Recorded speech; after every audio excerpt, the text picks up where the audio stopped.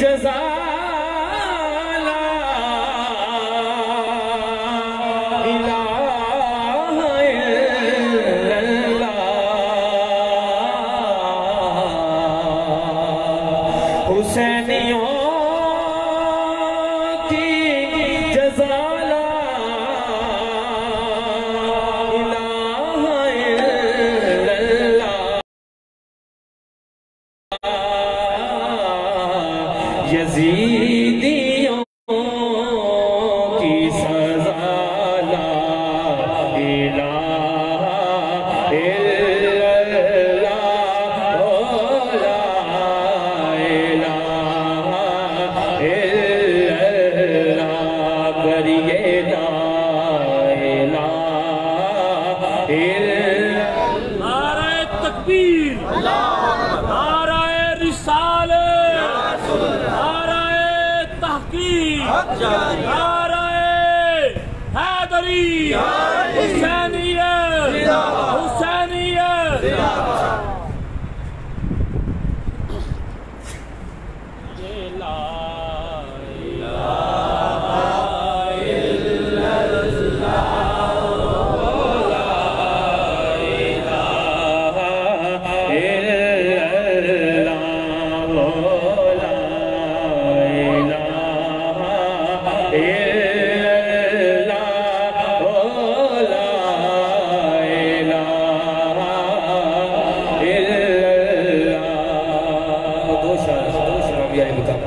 پیش کرتا ہوں، سماعت کیجئے گا ایک مرتبہ کہیے سبحان اللہ۔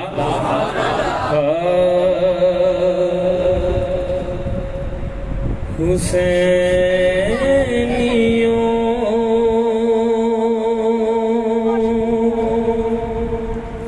کو بسانا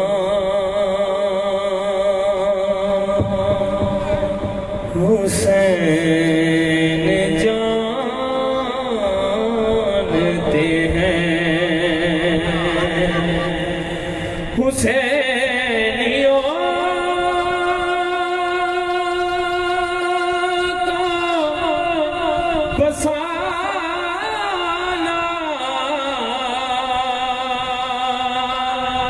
حسین جانتے ہیں یزیدیوں کو مٹانا حسین جانتے ہیں یزیدیوں کو مٹانا حسین جانتے ہیں یہ دشمنوں نے بیمانا کے دین کی خاطر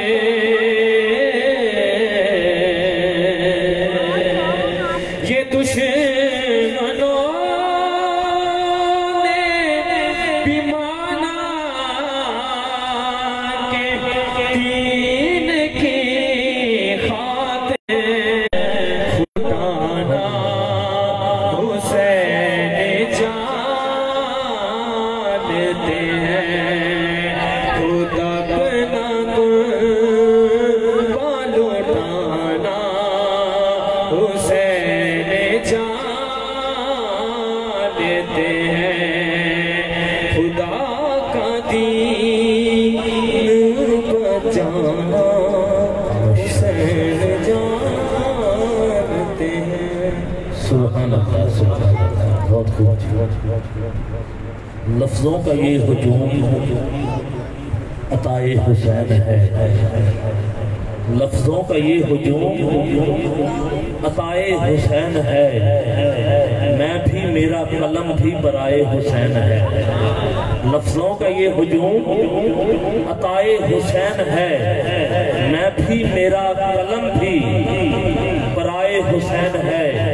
بس جہاں جہاں اٹھے نظر حسین ہی حسین ہے، جہاں جہاں اٹھے نظر حسین ہی حسین ہے جہاں جہاں اٹھے نظر حسین ہی حسین ہے شجر شجر ثمر ثمر حسین ہی حسین ہے نبی کی پشت پاک ہو یا کربلا کی خاک ہو یا غرور سجدہ جس کا سر حسین ہی حسین ہے ہاتھ نیچے نہیں ہاتھ اٹھا کے حسینی بنتے ہوئے ایک مرتبہ پیر صاحب کی زیارت کرتے ہوئے ہاتھ اٹھا کے مولا حسین کی بارگاہ میں بولیے سبحان اللہ بس جہاں جہاں اٹھے نظر رامے وقت مجھے اجازت نہیں دے رہا کہ اپنی گفتگو کو لمبا کروں بالکل مختصر کرتے ہوئے حضرات پانی جب زمین سے آسمان کی بلندیوں کی طرف اٹھتا ہے بھاپ بن کے بادل بنتا ہے بادل سے برسے بارش بنتا ہے جم کے گرے اولے بنتا ہے آگے جم جائے برف بنتا ہے پھول پہ گرے شبنم بنتا ہے پھول سے نکلے ارک بنتا ہے رک جائے جھیل بنتا ہے چلنے لگے ندی نالا بنتا ہے وسیع ہو جائے نہر بنتا ہے اور وسیع ہو جائے دریا بنتا ہے اور وسیع ہو جائے سمندر بنتا ہے اب جو پینا چاہتا ہے حضرت اسماعیل کی ایڑیوں سے رگڑ کھا کے آبے زمزم بنتا ہے جب آپ کی اور میرے عظیم آقا کی انگلی مبارک سے نکلتا ہے آبے کوثر بن جاتا ہے رب نے فرمایا ہم نے دو دریا اکٹھے کر دیے ایک کا رنگ اور ہے دوسرے کا رنگ اور ہے ایک کا ذائقہ اور ہے دوسرے کا ذائقہ اور ہے ایک کا پانی اور ہے دوسرے کا پانی اور ہے ایک میں ایک ہیرا ہے جس کو لولو کہتے ہیں دوسرے میں ایک ہیرا ہے جسے مرجان کہتے ہیں ایک ہیرے کو مولا حسن کہتے ہیں دوسرے کو مولا حسین کہتے ہیں جہاں جہاں اٹھے نظر حسین ہی حسین ہے شجر شجر ثمر ثمر حسین ہی حسین ہے ذات محترم میرے مسلک کے عظیم سناکان محترم المقام کسی تعریف تعارف میرے لفظوں کے ہجوم کے محتاج نہیں جناب حضرت علامہ مولانا قاری موسم محمود رضوی قادری صاحب آپ سے گزارش کرتا ہوں آئیں اپنی نوکری اپنی حاضری سرور کونین کی بارگاہ میں پیش کرنے کی سعادت حاصل کرتے ہیں صلی اللہ علیہ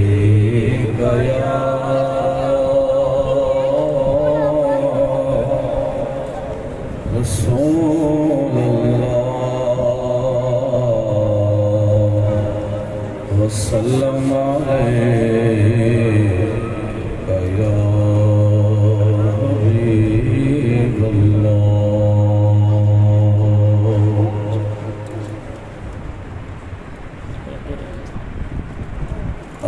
عرش حق ہے مسند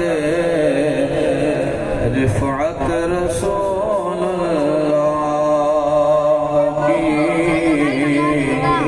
دیکھنی ہے حشر میں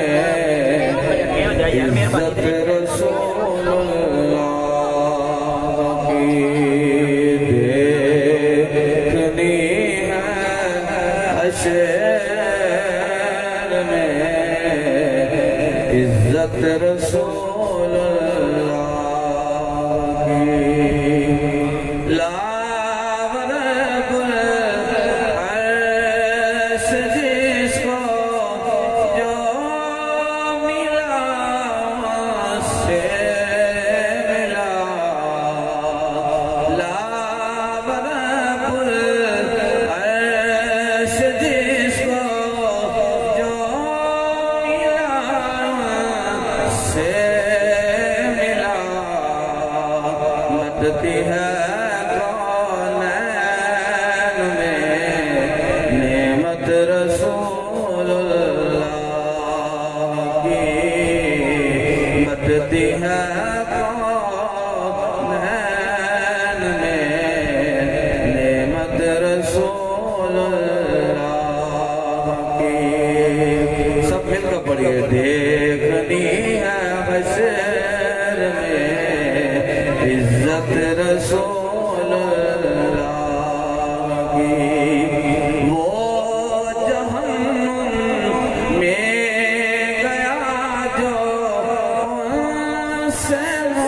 مستغنی ہوا وہ جہنم میں گیا جو ان سے مستغنی ہوا ہے خلیل اللہ کو حاجت رسول اللہ کی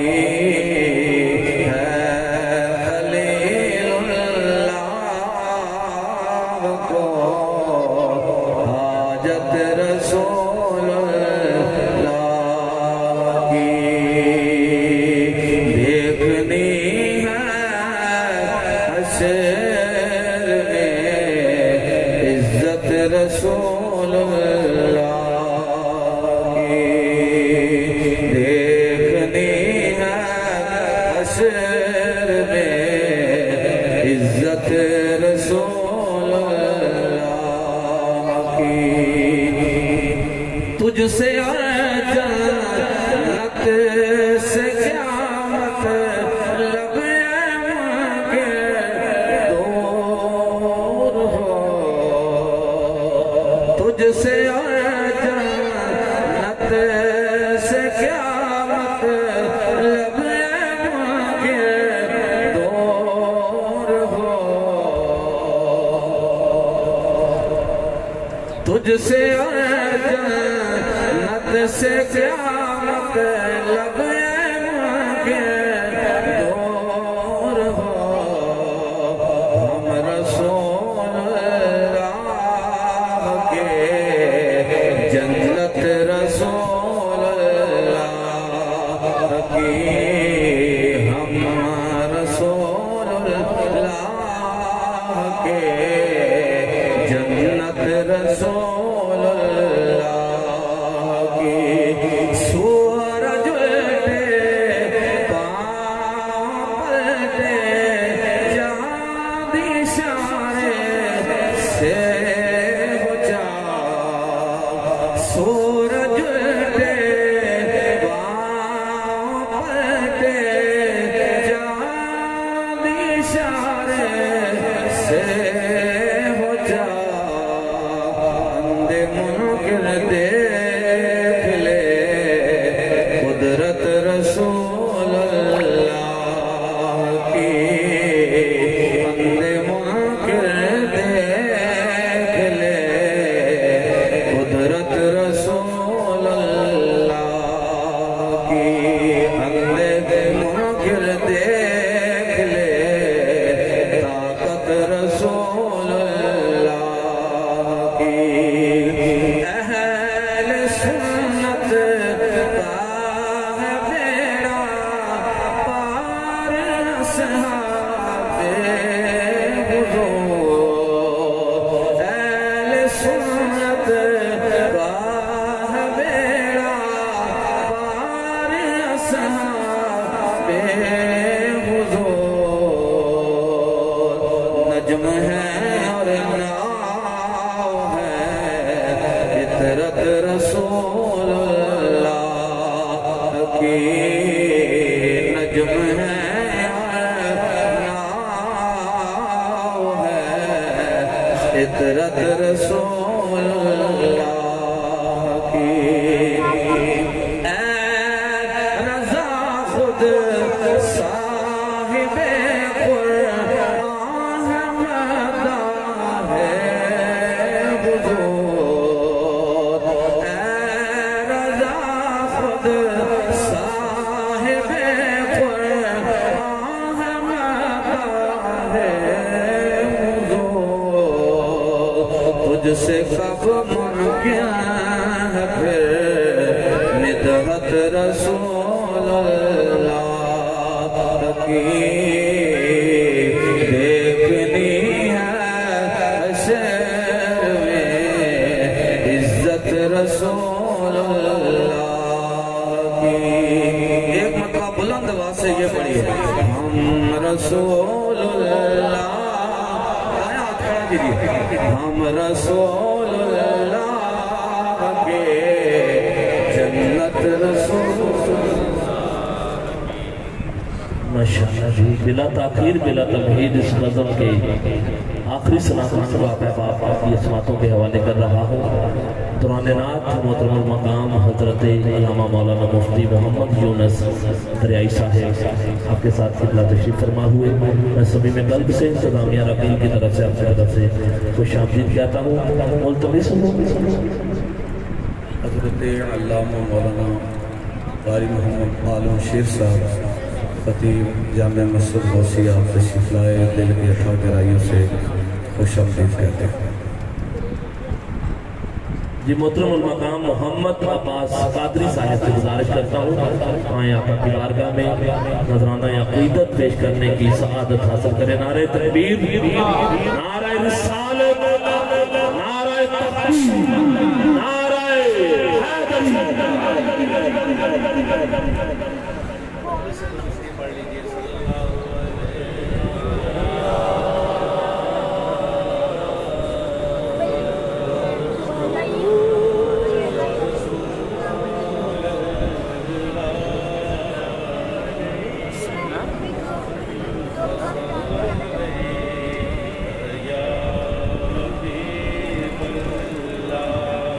पढ़ लीजिए सल्लल्लाहु अलैहि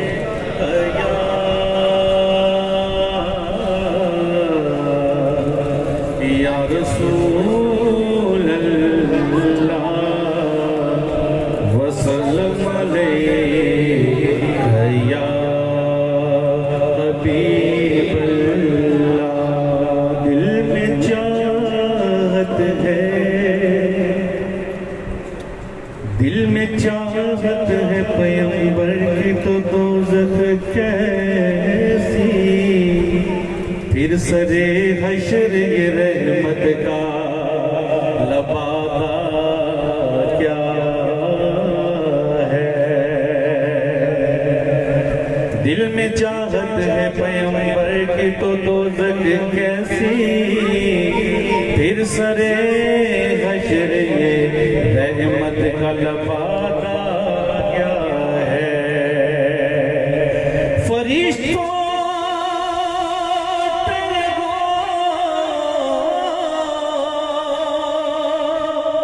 मेरे अमाल ना तोलो, पहले देखो मेरे आका का इरादा क्या है। पढ़िए सल्लल्लाहु अलैहि या रसूल अल्लाह वसल्लम अलैहि या हबीब अल्लाह। तू शाहे खूबा,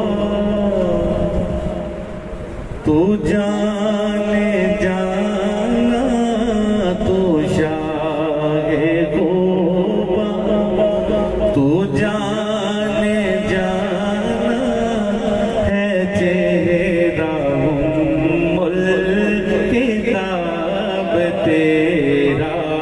तू शाहे खूबा, तू जाने जाना, तू शाहे खूबा, तू जाने जाना है चेहरा उम्मुल किताब तेरा।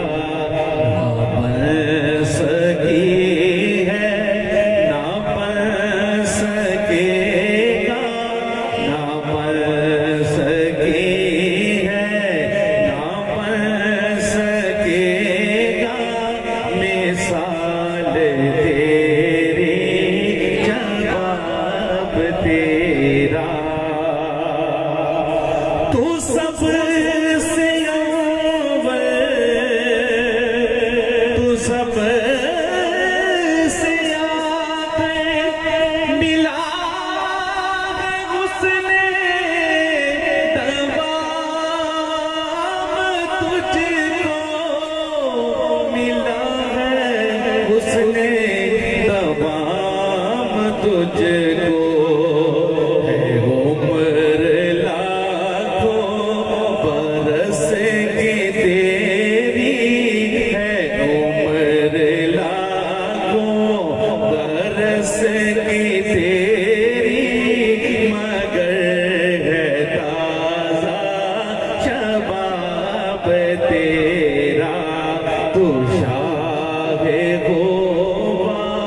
تو جانے جان سبھی پڑھ لیجئے میرے سالات فرما چاہیے تو شاہ غوبا تو جانے جانا تو شاہ غوبا تو جانے جانا ہے چہرہ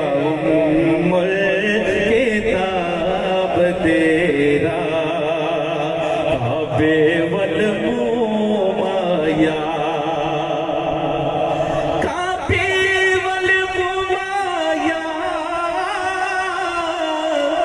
کعبے والمومایا ایک سنا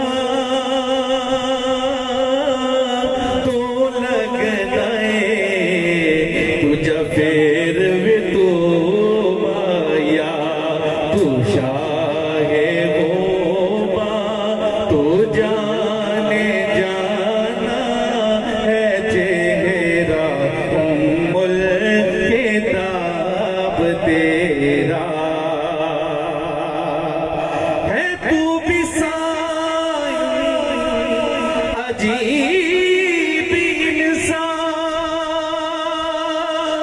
جو خوف محشر سے ہے ہراساں جو خوف محشر سے ہے ہراساں ارے جو دل کی ارے جو دل کی ارے تو جن کی ہے نعت پڑھتا ارے تو جن کی ہے نعت پڑھتا وہی تو لیں گے حساب تیرا تو شاہ غوبا تو جانے جانا ہے چہرہ الکتاب تیرا اور امام کی بارگاہ میں صرف دو اشعار تمہارے فرمائے ہزاروں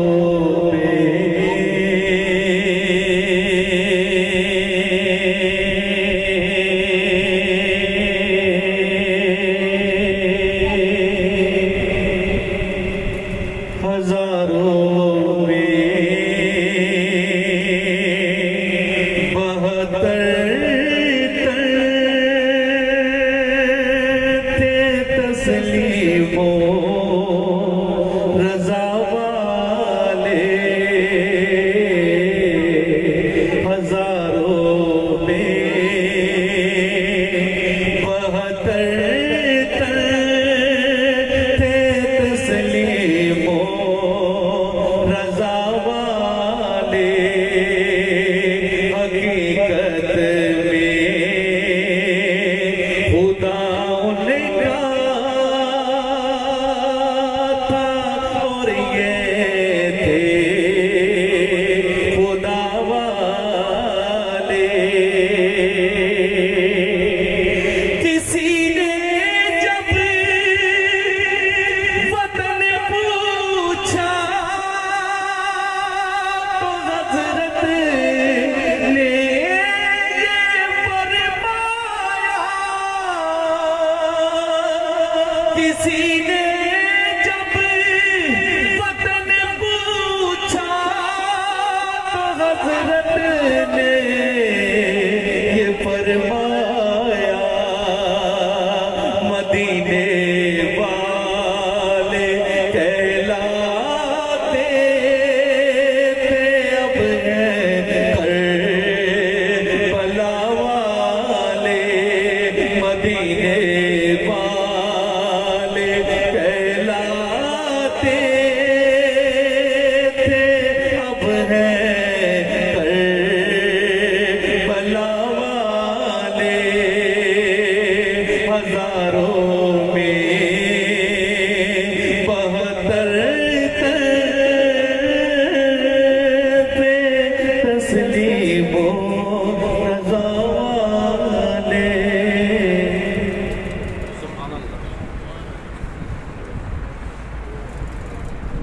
بلا تخیر پیر طریقت عالم شریعت منبع رشد و ہدایت پاسبان مسلک رضا قاسم فیض غوث و رضا جانشین حضور محدث عبدالوی الحاج صاحبزادہ پیر محمد نور المصطفیٰ رضوی صاحب، آپ اپنے نورانی ایمانی ایقانی وجدانی بیان سے مستفیض فرماتے ہیں۔ جو دور دور بیٹھے ہیں ان سے گزارش ہے ایک ایک قدم آگے آ جائیے، بڑی مہربانی، قریب قریب آ جائیے۔ نعرہ تکبیر، نعرہ رسالت، نعرہ رسالت، نعرہ تحقیق، نعرہ حیدری، نعرہ حیدری، عظمت و شان مصطفیٰ، عظمت و شان اہل بیت طہار، حسینیت، حسینیت، آپ کھڑا کر کے جواب دیجیے، حسینیت، حسینیت، حسینیت، حسینیت۔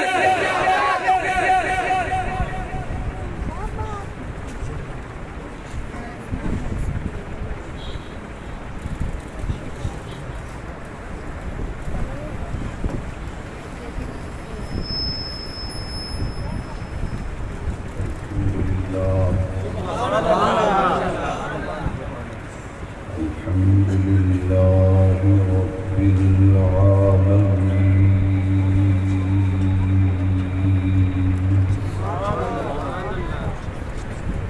والصلاة والسلام على رسوله رحمة للعالمين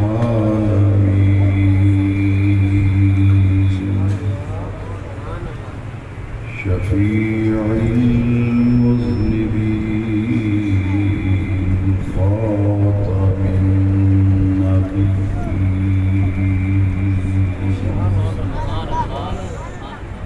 سيد الأولين والآخرين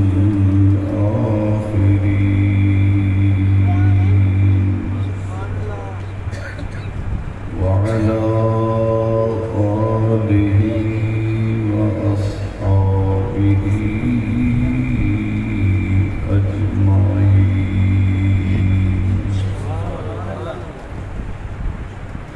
أما بعد فأعوذ بالله من الشيطان الرجيم.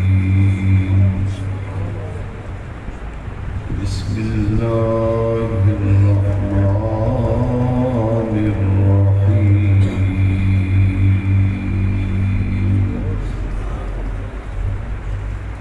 يا أيها الذين آمنوا استعينوا بالصبر والصلاة إن الله مع الصابرين.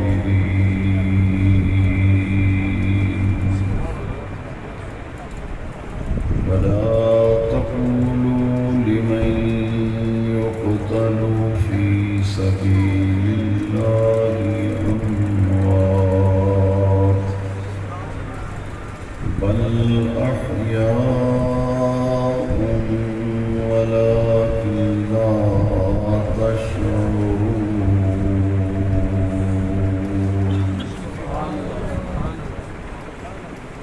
صدق الله مولانا العظيم وبلغنا رسوله النبي الكريم الأمين ونحن على ذلك لمن الشاهدين والشاكرين.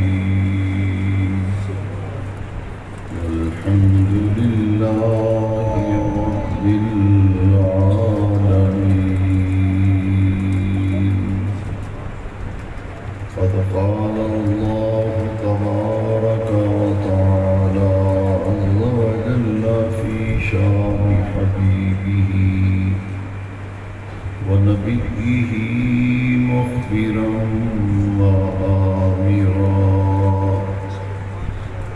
إن الله وملائكته يصلون على النبي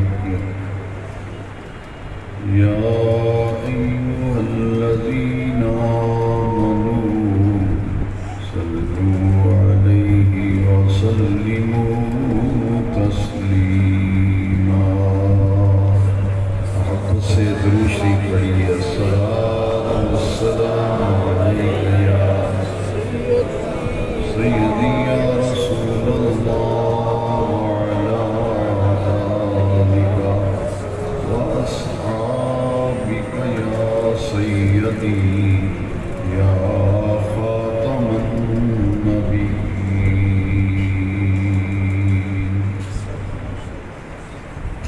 صدر محفل مقتدر علماء کرام گرامی مرتبت فاضل جلیل حضرت علامہ مولانا شیر عالم صاحب نقشبندی منتظر العالی عالم نبیل حضرت علامہ مولانا مفتی محمد یونس صاحب دریائی نقشبندی زید بیدو فاضل نبیل حضرت علامہ مولانا قاری محمد محسن محمود بٹو صاحب خطیب جامع مسجد گلزار حبیب بہت ہی محبت اور شفقت کے لائق جناب قاری محمد شہباز صاحب الطاری امام جامع مسجد حاضر اور بہت ہی محبتوں اور پیار کے لائق جملہ حاضرینوں سامعین کرام،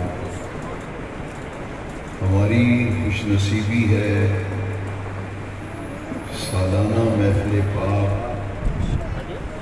جو بڑی محبت اور بڑی عقیدت و احترام کے ساتھ عزیزان گرامی جناب محمد نسیم صاحب قادری نوری اور محمد مجاہد عتیق قادری نوری ہر سال اس جامع مسجد عیدگاہ میں اہل بیت اطہار کی مقدس اور پاک بارگاہ میں محبتوں اور عقیدتوں کا نذرانہ پیش کرنے کے لیے منعقد کرتے ہیں۔ آئیے مل کر دعا کرتے ہیں کہ رب ذوالجلال بانیان محفل، حاضرین محفل، معاونین محفل، جتنے بھی اہل محبت اس محفل میں موجود ہیں، اللہ تبارک و تعالی سب کو ذکر اہل بیت اطہار کی برکتوں سے فیضیاب فرمائے۔ محرم شریف کا جب چاند نظر آتا ہے، پوری دنیا کے مسلمان جن کے دلوں میں خانوادہ نبوت، خانوادہ رسول،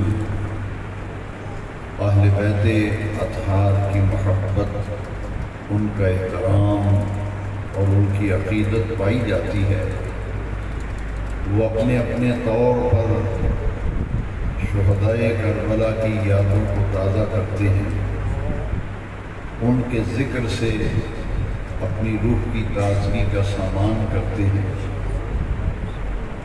اور ان کے ذکر سے اپنے دامن میں حسنات و برکات سمیٹنے کی کوشش کرتے ہیں۔ یہ اپنا اپنا حصہ ہے۔ جس طرح کی کوئی اہل بیت اطہار سے اپنی ارادت، عقیدت اور محبت کا اظہار کرے، اللہ تبارک و تعالی کسی کو بھی محروم نہیں رکھتا۔ یہ وہ خاندان ہے، یہ وہ گھرانہ ہے جس سے محبت کرنے والے کو اللہ تبارک و تعالی دنیا میں بھی سرفرازی عطا فرماتا ہے اور آخرت میں بھی اللہ تعالیٰ انہیں سرفرازی عطا فرمائے گا، اور یہی عقیدہ اہل سنت ہے۔ ہر شخص اپنے معاملات سے پہچانا جاتا ہے۔ علماء تشریف فرما ہیں، میں تو دین کا ایک ادنا طالب علم ہوں، من تشبہ بقوم فہو منہ، جو کسی قوم سے کسی جماعت سے مشابہت رکھتا ہے وہ اسی میں شمار کیا جاتا ہے۔ ہمیں اپنی محافل میں، اپنی تقاریب میں وہی اصطلاحات استعمال کرنی چاہیے جو ہمارے مسلک کے عین مطابق ہوں، اور 1400 سال سے صحابہ کرام کے دور سے لے کر آج کے دور پر تک امت کا جن معاملات پر اتفاق اور اجماع رہا ہے اور جو امت کے معمولات رہے ہیں، ہمیں انہی پہ کارمند رہنا چاہیے۔ یہ نئے نئی اصطلاحات، نئی نئی باتیں، نئے نئے نظریات، یہ بسا اوقات گمراہی کا سبب بنتے ہیں اور انسان صراط مستقیم سے ہٹ جاتا ہے۔ میں اپنا فرض منصبی سمجھتے ہوئے مجھے جو موضوع دیا گیا ہے انشاءاللہ العزیز، میں اسی موضوع پر سیر حاصل گفتگو کروں گا۔ ابتداءً چند باتیں ذہن میں رکھیے کہ اعمال اس وقت قبول ہوتے ہیں جب عقیدہ درست ہو، اور جب بندے کا عقیدہ ہی درست نہ ہو تو کوئی عمل اس کا قبول ہوتا نہیں۔ یہ بنیادی اصول ہے، کسی بھی سے پوچھ لیں، فَاسْأَلُوا أَهْلَ الذِّكْرِ إِن كُنتُمْ لَا تَعْلَمُونَ، تم نہیں جانتے تو کسی جاننے والے سے پوچھ لو کہ بات صحیح ہے یا غلط ہے۔ کوئی آپ کو یہ نہیں کہے گا کہ یہ بات غلط ہے، کہے گا بات تو صحیح اس نے کہی ہے۔ کہ اگر عقیدہ گڑبڑ ہو، قرآن و سنت کے خلاف عقیدہ ہو، صحابہ کے عقیدے سے عقیدہ نہ ملتا ہو تو کوئی عمل قبول ہوتا نہیں۔ عمل کی قبولیت کے لیے عقائد کا درست ہونا ضروری ہے۔ اب اس سے اگلی بات یہ ہے کہ ہمارے دین اسلام نے ہمیں کیا سکھایا۔ ترازو کے پلڑے جو ہیں وہ برابر رکھنے چاہیے۔ ہمارے عقائد و نظریات کا جو قبلہ ہے اس کی سمت سمجھنا ضروری ہے۔ میں جہاں بھی جا رہا ہوں اپنا ایک پیغام سمجھ کر، میرے سامنے پڑھے لکھے لوگ موجود ہیں، باشعور طبقہ مجھے نظر آ رہا ہے، میں اپنا فرض سمجھتا ہوں کہ اگر کہیں بھی کچھ گڑبڑ ہے تو اپنے عقیدے کی درستگی پہلی فرصت میں ہمیں کر لینی چاہیے۔ اگر صحابہ کرام رضوان اللہ تعالی علیہم اجمعین کی ذوات مقدسہ، ان کو قرآن و سنت میں، قرآن و حدیث میں اور ہمارے دین میں جو مقام و مرتبہ متعین کیا گیا ہے، اس مقام و مرتبہ کو دل و جان سے ماننا، اسے حرز جاں بنانا، یہ اہل سنت و جماعت کا وتیرہ رہا۔ ہم صحابہ کرام کی عزت و عظمت کے اس لیے قائل ہیں کہ انہیں اللہ تبارک و تعالی نے عزتیں اور عظمتیں عطا فرمائی، اور حضور کے اہل بیت اطہار صحابہ کرام کا احترام، ان کی عزت، ان کی تقریب اس لیے کرتے ہیں کہ اللہ تبارک و تعالی جل مجد الکریم نے قرآن مجید میں جا بجا اپنے محبوب کریم کے ان جان نثار اور وفا شعار، جنہوں نے اپنا گھر بار، اپنا وطن، اپنی جائیدادیں، اپنا مال، اپنی ساری زندگی دین کی سربلندی کے لیے کھپا دی، بے نیاز رب نے قرآن میں جگہ جگہ ان کی عظمتوں کو بیان کیا۔ جنہوں نے اپنی جائیدادیں چھوڑی، جنہوں نے اپنا گھر بار چھوڑا، خاندان چھوڑا، کنبہ قبیلہ چھوڑا اور رحمت کائنات، پائیدار کائنات، ناطق وحی رسول اللہ علیہ کا ساتھ دیا اور عرش والے رب نے انہیں قرآن میں رضی اللہ عنہم ورضوا عنہ کی سند عطا فرمائی۔ صحابہ کرام کے بارے میں اگر کوئی بات آپ سنیں یا آپ کے دل میں کوئی وسوسہ ڈالے اور شکوک و شبہات پیدا کرے تو میں نہایت ادب و احترام سے آپ کے ذہن و ضمیر پر دستک دیتے ہوئے یہ عرض کرنا چاہتا ہوں کہ پہلے یہ دیکھ لینا یہ کس ہستی کے بارے میں بات کر رہا ہے جس کے بارے میں قرآن کی نص موجود ہے، جن کے بارے میں قرآن کی نص موجود ہے ان کے بارے میں بات کر رہا ہے، جن کو رب نے سند دے دی، جن کو رب نے سرٹیفکیٹ عطا کر دیا، اور ان ہستیوں کے ایمان میں اور ان کی ظاہری اور باطنی کیفیات میں شک اور شبہ کی قطعاً کوئی گنجائش باقی نہیں رہ جاتی، جن کو بے نیاز رب نے قرآن میں فرمایا میں ان سب سے راضی ہو گیا، میں ان سب سے راضی ہو گیا۔ کوئی راضی نہیں ہوتا تو جہنم میں جائے۔ عرش والا رب کہتا ہے میں محبوب کے ان سارے جان نثاروں سے راضی ہوں۔ السابقون الاولون من المہاجرین والانصار والذین اتبعوهم بإحسان رضی اللہ عنہم ورضوا عنہ۔ اللہ فرماتا ہے یہ سب سے آگے آگے اور سب سے پہلے مہاجرین میں سے ہوں یا انصار میں سے، جنہوں نے سب سے آگے اور سب سے پہلے دین کے لیے قربانیاں پیش کی، وقت آنے پر اپنی جانوں کے بھی نذرانے پیش کیے۔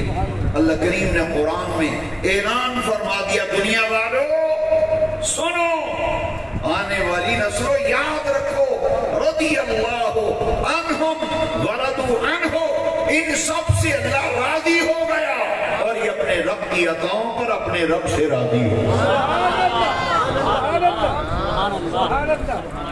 جن کو ہم صحابہ کرام کہتے ہیں۔ یہ مہاجرین و انصار دونوں طبقات کا ذکر کیا، جہاں مہاجرین کی قربانیاں ہیں وہاں انصار کی بھی قربانیاں، رب نے دونوں کا ذکر کیا ہے۔ اور پھر 1400 وہ جان نثار میرے آقا کریم کے، 1400 جان نثار جنہوں نے درخت کے نیچے حدیبیہ کے مقام پر مدنی کریم صلی اللہ علیہ وسلم کے دست اقدس پر بیعت رضوان کا شرف حاصل کیا۔ 1400 یا 1800 صحابہ تھے، یہ بیعت رضوان والے صحابہ کی تعداد۔ اللہ کریم نے ان سے راضی ہونے کے لیے قرآن میں جو آیتیں نازل فرمائی ہے نا، اللہ کریم نے قرآن میں فرما دیا کہ محبوب درخت کے نیچے بیٹھے ہوئے تھے، آپ تشریف فرماتے اور درخت کے ساتھ آپ نیک لگا کر بیٹھے ہوئے، اور جن سعادت مندوں نے آپ کے وفا شعار اور جان نثار غلاموں نے آپ کے دست اقدس پر بیعت کی، اللہ نے فرمایا پیارے حبیب مدینے والے میں ان سب سے راضی ہو گیا، میں بیعت کرنے والے سب صحابہ سے راضی ہو گیا۔ سنیے قرآن، لقد رضی اللہ عن المؤمنین اذ یبایعونک تحت الشجرہ۔ میرے عزیز بیٹے، نوجوان بھائی، میرے بزرگ، ذرا غور کر، قرآن پیش کر رہا ہوں ہستیوں کے بارے میں جن کے بارے میں تمہیں کہتے ہیں جی یہ تاریخ پڑھو جی وہ تاریخ پڑھو جی یہ تاریخ پڑھو، لے جاؤ جہنم میں ان تاریخوں کو۔ ہم تو اللہ کا قرآن پڑھتے ہیں کہ ہمارے عقائد کی بنیاد اللہ کے قرآن پر ہے یا مصطفیٰ کے فرمان پر۔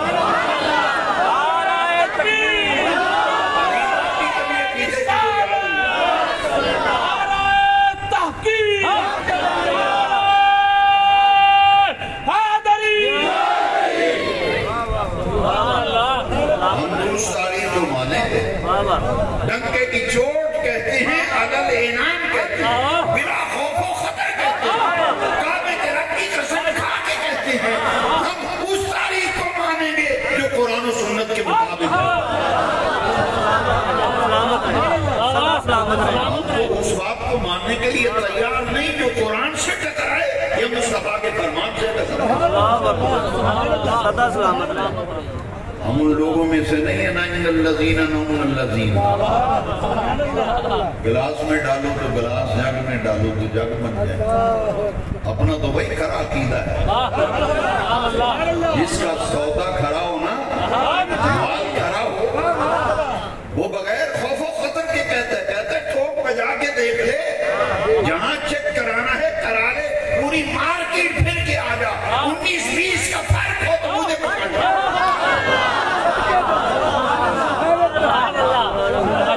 اس کا سودا کھڑا ہونا مانا پائی جی ہے لو جاؤ ساری مارکیٹ لو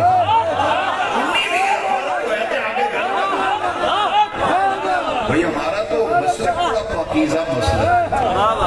میرا عقیدہ طیب و طاہر، سچا اور کھرا عقیدہ، وہ عقیدہ جو اللہ کے قرآن کے مطابق ہے، مصطفیٰ کے فرمان کے مطابق۔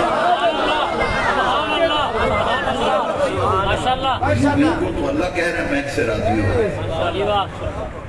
میں ان سے راضی ہوں، اور ان کے متعلق بات سننے سے پہلے غور کر لینا، یہ وہ ہستیاں ہیں، یہ نفوس قدسیہ ہیں، یہ وہ ذوات مقدسہ ہیں جن پر راضی ہونے کا اعلان عرش والا رب کر رہا ہے۔ دونوں آیتوں میں راضی ہونے کا ذکر ہے۔ اللہ فرماتا میں ان سے راضی ہوں گا۔ مہاجرین و انصار، سابقون الاولون، السابقون الاولون من المہاجرین والانصار سبحان اللہ والذین اتبعوهم بإحسان رضی اللہ عنہم ورضوا عنہ۔ اللہ ان سے راضی ہو۔ دوسری آیت میں دیکھیے، قرآن کا اسلوب بیان دیکھیے، دوسری آیت میں لَقَدْ رَضِيَ اللَّهُ عَنِ الْمُؤْمِنِينَ إِذْ يُبَايِعُونَكَ تَحْتَ الشَّجَرَةِ۔ بھئی ایک مصیبت ہو تو ہم بات کریں، کہتے ٹھیک ہے انہوں نے بیعت کی حضور کے ہاتھ پہ، مگر اوپر سے بیعت کی، اوپر سے بیعت کی۔ میں نے کہا قرآن میں پڑھتا ہوں، فیصلہ تو قرآن تو کہہ رہا ہے کہ انہوں نے اندر سے بھی بیعت کی، باہر سے بھی کی۔ مصطفیٰ کا کلمہ پڑھے تو ٹڈو پڑھے، دلو جان میں پڑھے گا۔ میں نہیں کہتا، قرآن کہہ رہے ہیں لَقَدْ رَضِيَ اللَّهُ عَنِ الْمُؤْمِنِينَ إِذْ يُبَايِعُونَكَ تَحْتَ الشَّجَرَةِ فَعَلِمَ مَا فِي قُلُوبِهِمْ فَعَلِمَ مَا فِي قُلُوبِهِمْ۔ بھائی جی تُسی آدھے تو کلمہ پڑھے ہے، تو بیعت کی تھی، رب آندھا میں انہاں دے دلاں میں جو کچھ ہے نا میں وہ جان لے، وہ جان کے تو میں نہ اتے راضی ہوں گا، اعلان کر رہے ہیں۔ یہ کون ہے؟ نبی پاک کے صحابہ، بولو یار نبی پاک کے صحابہ، خوب بجا کے بولو یہ کون ہے؟ صحابہ۔ اور میرے امام نے کہا اپنی بولی صحیح کرو ورنہ مجھے بولنا پڑے گا، ہاں وہ لفظ استعمال کرو جو میرے مسلک کے مطابق۔ नहीं बोलोगे तो मैं अब ताक़ुब करूंगा, खामोश नहीं रहूंगा। बड़ी खामोशी इख्तियार कर ली, मसलक के मुताबिक चलो, वरना हम सीधा करना जानते हैं। माशाल्लाह। ये है सहाबा किराम। मेरे इमाम ने इसीलिए कहा ना, अहले सुन्नत का है बेड़ा पार, कि असहाबे हुजूर नज्म है, नाव है इतरत रसूलुल्लाह। अकीदे पे कोई समझौता नहीं, कोई लचक नहीं, पेपला पर नहीं अकीदे में। अल्हम्दुलिल्लाह ठोस अकीदा कुरान और सुन्नत के मुताबिक। तुम खुश नसीब हो या रसूलुल्लाह कहने वालों, हुजूर की असहाब का भी एहतराम करते हो, हुजूर के आल के भी नियाज़मंद हो। मैं अक्सर आजकल ये मेरे मौज़ूआत इन्हीं पर मैं बात कर रहा हूँ। 3 लफ्ज़ याद कर लो, एक असहाबे रसूल, एक आले रसूल, एक अज़वाजे रसूल। हम तो किसी की भी गुस्ताख नहीं है। मेरे बंदा आखन लगा जी ये खराबियां कितों पैदा होंदी है। मैं कि खराबी उदों पैदा होंदी जदों कोई बेअदबी ते गुस्ताखी करे। तो मैं एक फार्मूला दिया तो सारी लड़ाई झगड़े खत्म जे गुस्ताखी बंद हो जाए। असां ते डीसी साहब की मीटिंग विच भी आख्या असांखे जी फसाद उदों हुंदा है जदों गुस्ताखी हुंदी, तोहीन होती। अगर किसी की तोहीन तो गुस्ताखी ना हो तो कोई झगड़ा नहीं। असी अमन की जमानत देते, असी अमन की जमानत देते। क्यों? असी हुजूर दे असहाब दे भी गुलाम, ते हुजूर दी आल दे भी गुलाम, ते हुजूर दी अज़वाज दे भी गुलाम। असहाबे किराम रिज़वानुल्लाह तआला। कुरान में तो मेरे दोस्तों इतनी आयतें हैं हुजूर के असहाबे रसूल की इज्जत व अज़मत पर, किसी एक महफिल में मुमकिन नहीं सब कहता है। मैं सिर्फ बरकत के लिए एक आयत और पढ़ दूँ, एक और आयत हो जाए ताकि अकीदा मजबूत हो जाए। ये यार अल्लाह को इतने प्यारे हैं महबूब के, जिन्हें सहाबे किराम कहते हैं। अल्लाह को इतने प्यारे हैं, रब ने कुरान में अपने महबूब के साथ नबी के चारों यारों का जिक्र किया, असहाबे रसूल का जिक्र किया, खुलफाए अरबा की शान तो बयान फरमाई ही इस आयत में। लेकिन गौसे आदम शहंशाह बगदाद सैयद अब्दुल कादिर जिलानी फरमाते हैं इससे तमाम सहाबा की फजीलत मुराद है। इस आयत में इज्तिमाई तौर पर सवालात सहाबा की शान, इज्जत, अजमत, उनके वक़ार, उनके जाहो जलाल, उनकी शान और शौकत, उनकी तमक्कुनत का जिक्र किया गया। लेकिन बिलखुसूस उन खुलफाए अरबा की शान कुरान बयान कर रहा है जो मेरे महबूब के बराए रास्त फैज़ याफ्ता। सहाबा की तादाद कितनी थी? 1.25 लाख सहाबा थे। 1.25 लाख सहाबा की शान कुरान बयान कर रहा है। कुरान ने राज बयान किया 1.25 लाख सहाबा को जो जो इज्जत मिली, जो जो मकाम मिला, जो जो मर्तबा मिला। ये मिला कहां से? ये सब फैज़ान है गुंबद खज़रा के मदीने। अगर सिद्दीक़ अकबर को अफ़ज़ल बशर बादुल अंबिया का मकाम मिला तो तेरे मुस्तफा से हज़रत उमर इमाम आदिल और राशिद बने तो फैज़ान है तेरे मुस्तफा का। उस्मान जामे कुरान कामिल हया वल ईमान बने, फैज़ान है गुंबद खज़रा के मदीने। मेरे मौला अली पाक को शुजा बनाया, मौला कायनात बनाया, असदुल्लाह खालिक बनाया, तो ये फैज़ान है गुंबद खज़रा के मदीने।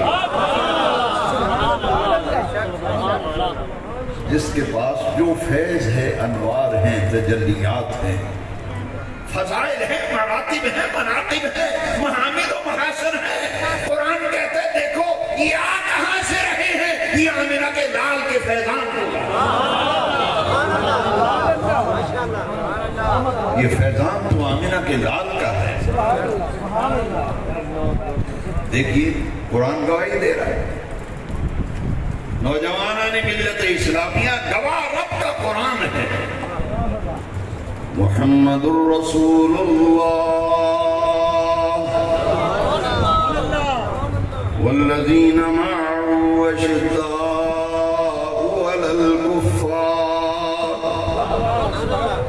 أشداء على الكفار رحماء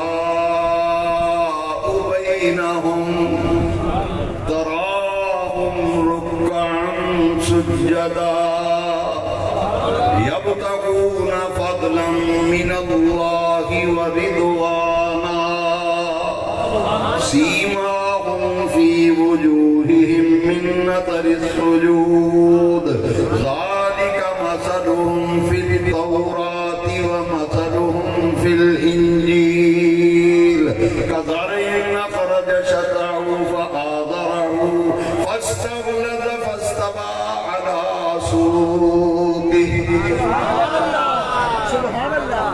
اللہ فرماتا ہے کہ اپنے محبوب کے جان نثاروں و فحشیات صحابہ کی شانیں صرف قرآن میں نہیں، تورات و انجیل میں بھی محبوب کے صحابہ کی جانیں۔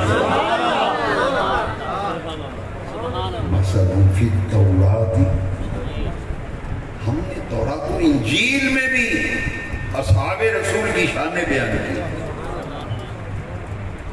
ہم اصحاب رسول کے بھی غلام ہیں، آل رسول کے بھی غلام ہیں، اس لیے کہ اصحاب کا تعلق بھی براہ راست اور بلا واسطہ مصطفیٰ کریم کی ذات سے ہے، اور اہل بیت کے خاندان کون سا ہے؟ یہ میرے مصطفیٰ کریم کا خاندان ہے، یہ حضور کا خاندان ہے۔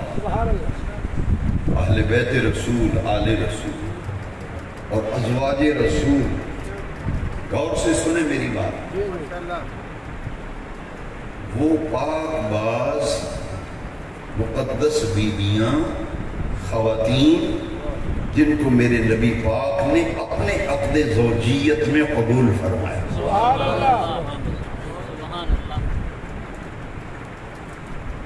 جنہوں نے میرے آقا کریم علیہ السلام کے حرم میں آنے کا شرف حاصل کیا۔ قرآن نے ان تمام مقدس خواتین کو ایک ٹائٹل دیا۔ قرآن نے کہا یہ امہات المومنین ہیں، وہ پاک باز عورتیں جن کو میرے نبی کریم نے اپنے نکاح میں قبول فرمایا۔ قرآن کہتا ہے میرے محبوب کی تمام بیویاں ایمان والوں کی مائیں ہیں۔ حضور کی بیویاں ایمان والوں کی مائیں ہیں۔ النبی اولا بالمؤمنین من انفسہم، اللہ فرماتے ہیں میرے محبوب تمہاری جانوں سے بھی زیادہ قریب، حضور ہماری جانوں سے بھی اولا بمانا اقرب۔ النبی اولا بالمؤمنین من انفسہم وازواجہ امہاتہم، دنیا والوں رسول اللہ کی تمام بیویاں صلی اللہ علیہ وسلم ایمان والوں کی مائیں ہیں۔ حضور کی تمام بیویاں ایمان والوں کی مائیں ہیں۔ تو بھئی ہم تو ازواج رسول کے بھی اخلاص کیش ہیں، اصحاب رسول کے بھی نیاز کیش ہیں، اور خانوادہ نبوت اہل بیت اطہار ان کی عزت و عظمت کے دل و جان سے قائل ہے۔ ہاں ہاں سن لیجئے اور غور سے سن لیجئے کہ ہماری نماز نہیں ہوتی جب تک ہم نماز میں آل رسول پر درود نہیں پڑھ لیتے۔ نعرہ تکبیر، نعرہ رسالت، نعرہ تحقیق، نعرہ حیدری اور ازواج رسول سب کے بیان ہیں۔ اور یہ گھرانہ کون سا ہے جس کی آغوش میں حسین نے پرورش پائی، جس گھرانے میں حسین پلے بڑے، اور شہادت کا سفر میرے امام پاک نے جس گھرانے سے شروع کیا اور جس گھرانے میں پرورش پائی،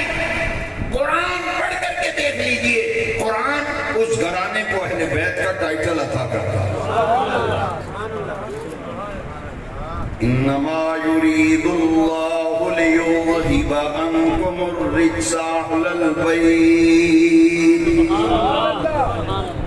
انما يريد الله ليذهب عنكم الرجس اهل البيت ويطهركم تطهيرا. یہ اہل بیت ہے. کسی نے کیا خوب کہا، اس شکی کی ہے حکومت، ہائے کیا اندھیر ہے، دن دہاڑے لٹ رہا ہے کاروان اہل بیت. یہ اہل بیت جن کی عزت و عظمت کا پرچار، جن کے مقام و مرتبے کا پرچار، جن کی عزت و عظمت کے تذکرے اللہ کا قرآن کر رہا ہے. کیا مقام ہوگا ان ہستیوں کا جن کو اپنی آغوش میں اور کمبل کے نیچے رحمت کائنات آمنہ تلال فرماتے ہیں اللہم ہؤلاء اہل بیتی، یا اللہ یہ بھی میرے اہل بیت ہیں، وطہرہم تطہیرا، اور یا اللہ انہیں ایسے پاک کر دے جیسے پاک کرنے کا حق ہو.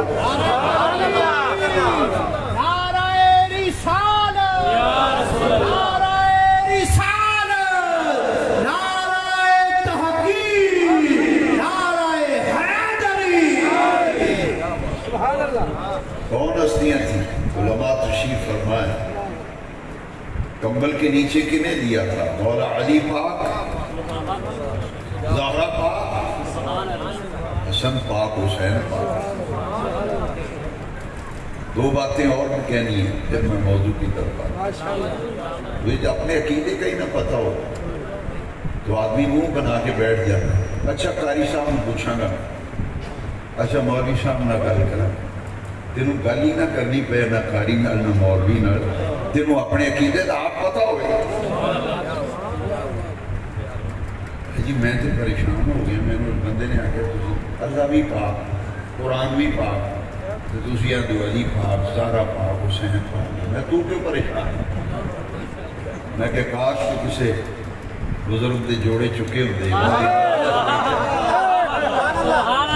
کھڑک کے جواب دینا سی. جی میں تراویاں پیچھے سامنے دی لگ دی ہوئے نا قارینہ تے کھڑک کے جواب دینا ہے ان الذین آمنوا والذین حاجروا. سبحان اللہ سبحان اللہ. جی پتہ ہوئے تو بندہ دیر ٹھلا نہیں پہنتا، نہ پتہ ہوئے پھر اچھا قاری صاحب نے پوچھا، میں کہ یہ ساری عمر لنگی گلا کرتے اجے تو ہمیں پتہ نہیں لگا. علی پاک، حسن پاک، زہرا پاک، حسین پاک، کوئی اچھی کام پاک آخنے ہیں ارشاں والے رب نے قرآن بھی چنانو پاک آکھیا ہے. انہوں کیوں پاک آخنے ہیں؟ رب نے انہوں قرآن میں پاک آکھیا ہے. یرید اللہ لیذہب عنکم الرجس اہل البیت. جدا پنجابی زبانہ یہ بھی جس کاروی تے جس گڑی بھی حضور دے اہل بیت رہتے آئے ہیں، جس گڑی بھی جس محلے تے کاروی اہل بیت نے اس گڑی وچوں نجاست کی آلودگی تے نجاست لنگڑ دی اجازت نہیں.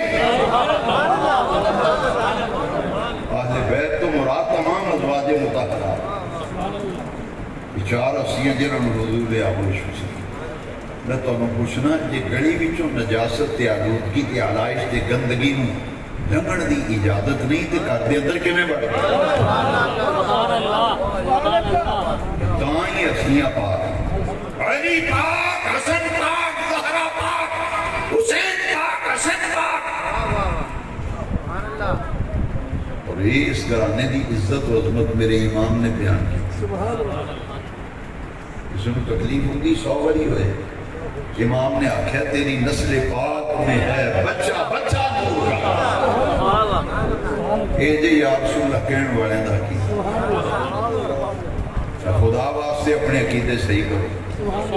جنہیں لایا گلی وہ دن اچھا عقیدہ مضبوط رکھو. امام نے میں نہیں آکھیا تیری نسل پاک میں ہے. ایک باری کہہ دو یار تیری نسل پاک میں ہے بچہ بچہ نور کا. تو ہے عین نور. تیرا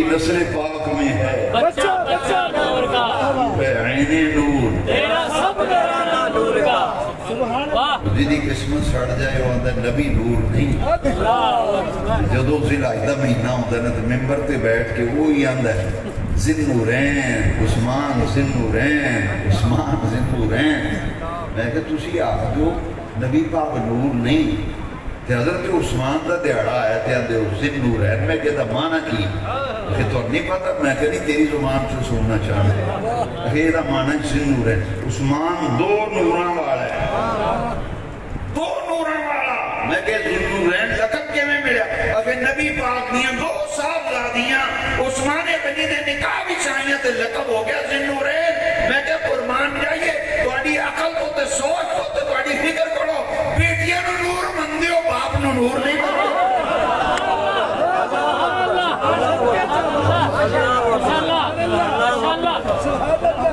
وہی گلا پھاڑ پھاڑ کے پھر مفتی بھی بولتا ہے ذی النورین عثمان ذی النورین میں کہ اسی تے پورے کرانے نو مننے تیری نسل پاک میں ہے بچہ بچہ نور کا تو ہے عین نور تیرا سب گرانا نور کا تیرا سب گرانا نور کا یوں کہا کرتے ہیں سنی داس والے یہ ادب گستاخ فرقے کو بتا دے اے حسن یوں کہا کرتے ہیں سنی یوں کہا کرتے ہیں سنی ہم تو بھئی ازواج کے بھی غلام ہیں ازواج رسول اصحاب رسول اور آل رسول الحمدللہ اور جب اصحاب رسول کا دن آتا ہے تو ڈھڑنے سے مناتے ہیں آل رسول کے ایام آتے ہیں ڈھڑنے سے مناتے ہیں ہمارے ہاں تو 3 رمضان کو بڑا لنگر ہوتا ہے زہرا پاک 21 رمضان کو مولا علی پاک کا لنگر ہے 10 محرم کو حسین پاک کا لنگر ہم تو سب کے نیاد مانتے ہیں یوم صدیق اکبر بھی لنگر یوم عمر بھی لنگر ہم تو لنگر والے ہیں اس لیے کہ پلتے ہی مدینے والے کے لنگر پہ ہیں تیرے ٹکڑوں پہ پلے پہ نہ ڈال جھڑکیاں کھائیں کہاں چھوڑ کے ساتھ اس لیے بھائی ہم تو ان کا احترام اس لیے کرتے ہیں کہ ان کی نسبت رحمت کائنات سے ہے محرم شریف میں ایک ایسا حادثہ کربلا میں ہوا عراق ملک کا نام عراق ہے اور اس کے قریب ایک بستی ہے قصبہ ہے جس کا نام ہے کوفہ اور کوفے کے بالکل مضافات میں ایک میدان ہے مقام ہے جس کا نام کربلا ہے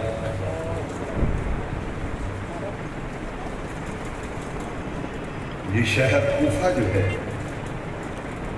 اسے بسانے والے مولا علی بسانے والے کون ہیں یہاں تو کوئی بستی نہیں تھی کوئی آبادی نہیں تھی یہاں حضرت سعد ابن ابی وقاص رضی اللہ عنہ عشرہ مبشرہ میں سے سب سے پہلے انہوں نے اس جگہ کا انتخاب کیا کہ یہاں عراق فتح ہونے کے بعد وہاں شہر کو بسایا گیا اور حضرت سیدنا علی المرتضیٰ کرم اللہ تعالی وجہ کریم نے اپنی خلافت میں دار خلافہ جو ہے وہ مدینہ منورہ سے کوفہ منتقل کیا اسی کے قریب کربلا میں واقع ہوتا ہے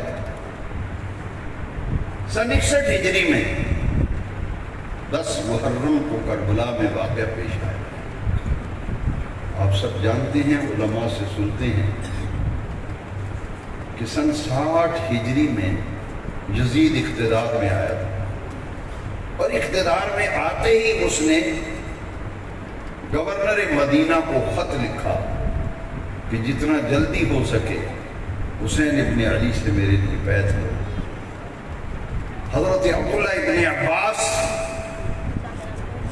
حضرت عبداللہ ابن عمر اور حضرت عبداللہ بن زبیر 3 یہ شخصیات کی چوتھے سیدنا امام حسین رضی اللہ ان سے بیعت لی جائے۔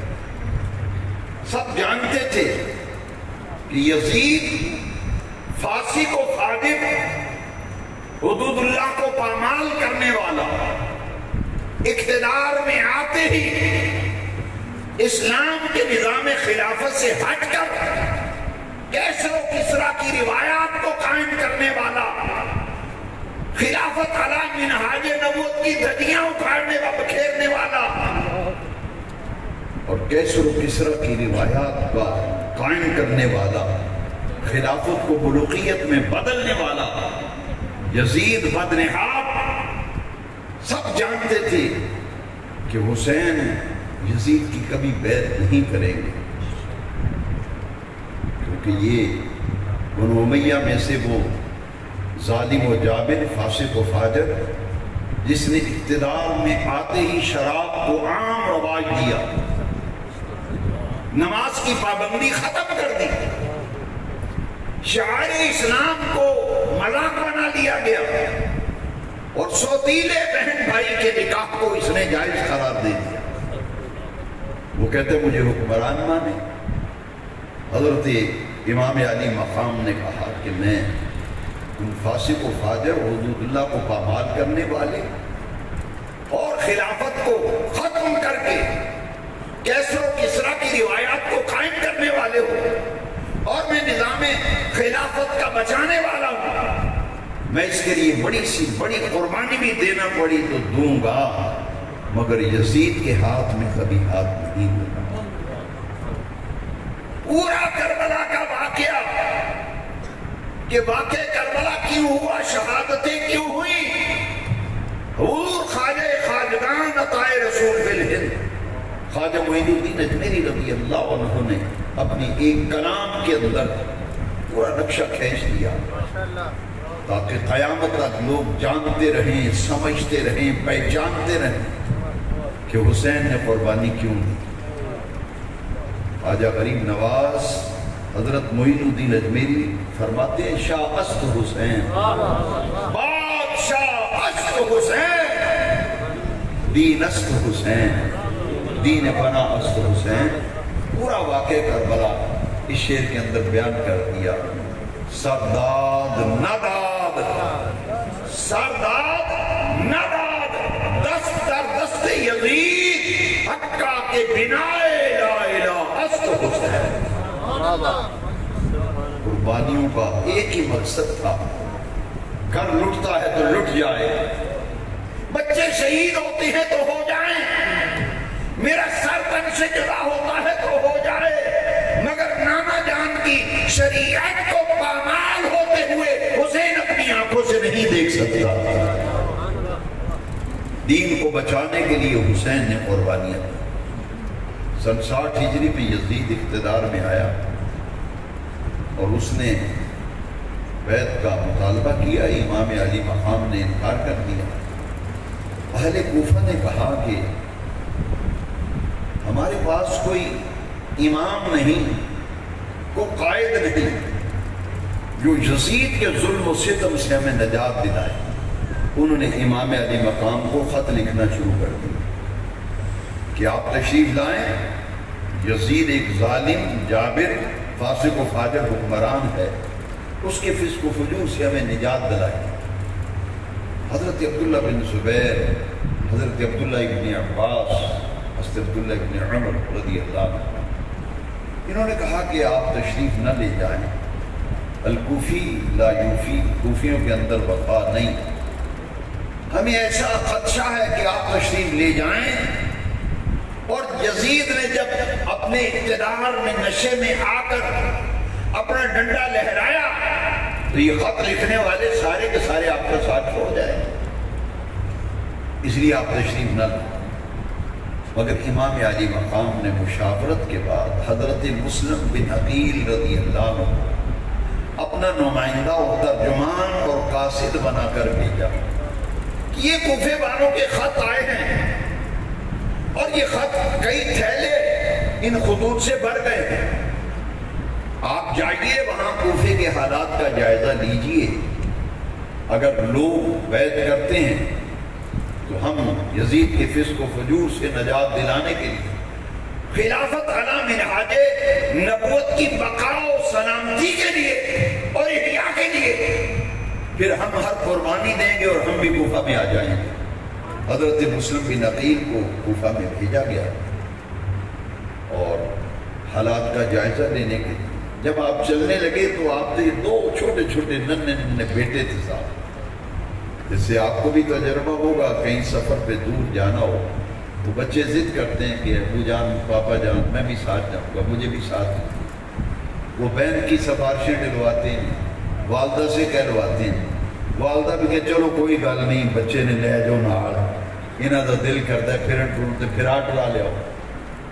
بچے دے چھوٹے امام مسلم نے کہا کہ میں تو ایک مہم پہ جا رہا ہوں، بچوں کو ساتھ لے جانے کا کوئی مقصد نہیں، لیکن بچوں نے اس قدر اصرار کیا کہ حضرت مسلم بن عقیل جب تشریف لے گئے کوفہ تو دو چھوٹے بیٹے، بڑے بیٹے کا نام محمد اور چھوٹے کا نام ابراہیم تھا،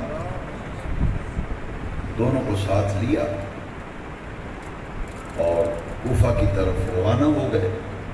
جب کوفہ میں پہنچے تو لوگ تو انتظار میں تھے، آپ نے وہ خط لکھائے کہ یہ فلاں فلاں آدمی نے خط لکھا ہے کہ ہمیں یزید کے فسق و فجور سے نجات دلائیے، ہمارا کوئی قائد نہیں، امام نہیں، آپ تشریف لے آئیے، ہم بیعت کرتے ہیں۔ دیکھتے ہی دیکھتے 12,000 کوفیوں نے امام حسین کے لیے مسلم بن عقیل کے ہاتھ پر بیعت کر لی۔ کتنے لوگوں نے؟ 12,000 لوگوں نے۔ تاریخ طبری کے حوالے سے آج میں بات کر رہا ہوں، اگرچہ تاریخ ابن اثیر میں بھی موجود ہے۔ سوانح کربلا میں صدر الافاضل مولانا سید نعیم الدین مراد آبادی رحمۃ اللہ علیہ، جو میری سرکار اعلیٰ حضرت کے خلیفہ اجل ہیں، انہوں نے بھی لکھا کہ کوفیوں نے حضرت مسلم بن عقیل کے ہاتھ پہ بیعت کر دی، امام حسین کے لیے بیعت کی گئی اور مسلم بن عقیل کے 12,000 لوگ بیعت کر دی۔ جب بیعت ہو گئی ادھر یزید کو جاسوسوں نے اطلاع بھیجی کہ تم دمشق میں مزے کر رہے ہو، اقتدار سے لطف اندوز ہو رہے ہو، عیش و عشرت کی زندگی بسر کر رہے ہو، لیکن دیکھو کوفہ میں تو 12,000 آدمی جو ہیں انہوں نے حسین ابن علی کے لیے مسلم بن عقیل کے ہاتھ پہ بیعت کر دی۔ کوفہ کے جو گورنر تھے حضرت نعمان بن بشیر رضی اللہ عنہ، وہ میرے آقا کریم علیہ السلام کے جلیل القدر صحابی تھے اور محب اہل بیت تھے۔ انہوں نے کوئی تعرض نہ کیا، لوگ بیعت کر رہے ہیں، انہوں نے خاموشی اختیار کی اور جاسوسوں نے کہا کہ نعمان بن بشیر جو ہیں کمزوری دکھا رہے ہیں اور حسین زور پکڑ رہے ہیں کوفہ میں، 12,000 بندہ تو بیعت ہو گیا، اگر امام مسلم بن عقیل لکھیں حسین ابن علی کو کہ حالات سازگار ہیں آپ تشریف لے آئیں تو یہ تو آپ کے اقتدار اور حکومت کے لیے بہت بڑا خطرہ بن جائے گا، اس لیے ایسا کرو۔ جتنے بھی خفیہ ایجنسیاں تھیں انہوں نے مشورہ دیا کہ کوفے کے گورنر کو معزول کر کے، بڑا ایک متشدد قسم کا انسان تھا، خونخوار قسم کا بھیڑیا تھا، ابن زیاد ابن مرجانہ، اس کو کوفے کا گورنر بنا دو تاکہ وہ آتے ہی مسلم بن عقیل کو پکڑ لے اور گرفتار کر کے ان کو قتل کر دے۔ یزید نے حکم نامہ جاری کیا کہ گورنر کوفہ نعمان بن بشیر کو میں معزول کرتا ہوں اور نعمان بن بشیر کی جگہ میں ابن زیاد جو بصرے کا گورنر ہے اس کو اضافی چارج دے رہا ہوں، وہ بصرے کا بھی گورنر رہے گا لیکن کوفے کی گورنری بھی میں نے اس کے سپرد کر دی۔ تقرری جب ہو گئی تو دوسرا آرڈر یہ آیا کہ جاتے ہی مسلم بن عقیل کو گرفتار کر لو اور گرفتار کرنے کے بعد اسے قتل کر دو، اور جن لوگوں نے بیعت کی ہے ان سے کہو کہ تمہاری جائیدادیں ضبط ہو جائیں گی، تمہاری عورتیں بیوہ ہو جائیں گی، تمہارے بچے یتیم ہو جائیں گے، اگر تم نے یزید کی مخالفت کی تو پھر تیار ہو جاؤ، حکومت ایکشن لے گی۔ عبیداللہ بن زیاد کے لیے ایک بڑا چیلنج تھا کہ پورا کوفہ تو امام علی مقام سے محبت کا دعوے دار تھا، مسلم بن عقیل کی بیعت بھی کر چکا تھا۔ اب ایک گورنر جو نیا گورنر بن کے آ رہا ہے دوسرے گورنر کو معزول کر رہا ہے، اس کا کوفے کی حدود میں داخل ہونا ایک بہت بڑا مسئلہ بن گیا کہ یہ لوگ 12,000 افراد اگر مقابلے میں آ گئے تو ابن زیاد کو تو شہر میں داخل نہیں ہونے دیں گے۔ ابن زیاد بڑا مکار قسم تھا، بڑا چالاک قسم کا انسان تھا۔ اس نے حجازی لباس پہنا، وہ لباس جو حجاز مقدس کے لوگ پہنتے ہیں، اپنا وہی لباس پہنا اور ساتھ 25-30 آدمیوں کا ایک دستہ لیا اور نقاب کر لیا چہرے کے اوپر، لباس حجازی پہنا ہوا ہے، اور اس راستے سے کوفے میں داخل ہوا جو حجاز مقدس سے راستہ آتا تھا۔ جب شہر میں داخل ہوا لوگوں کو انتظار تھا کہ حسین ابن علی آ رہے ہیں، انہوں نے سمجھا حسین ابن علی آ گئے، گھروں سے لوگ نکل آئے اور اس کا استقبال کرنے لگے، مگر وہ ایسا کمینہ انسان تھا کہ خاموش رہا۔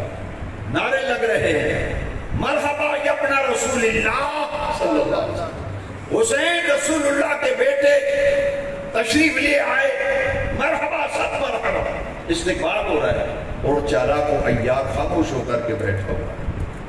جب شہر کی حدود کے اندر داخل ہو گیا، وہ سمجھ گیا کہ میں گورنر ہاؤس کے بالکل قریب پہنچ گیا ہوں۔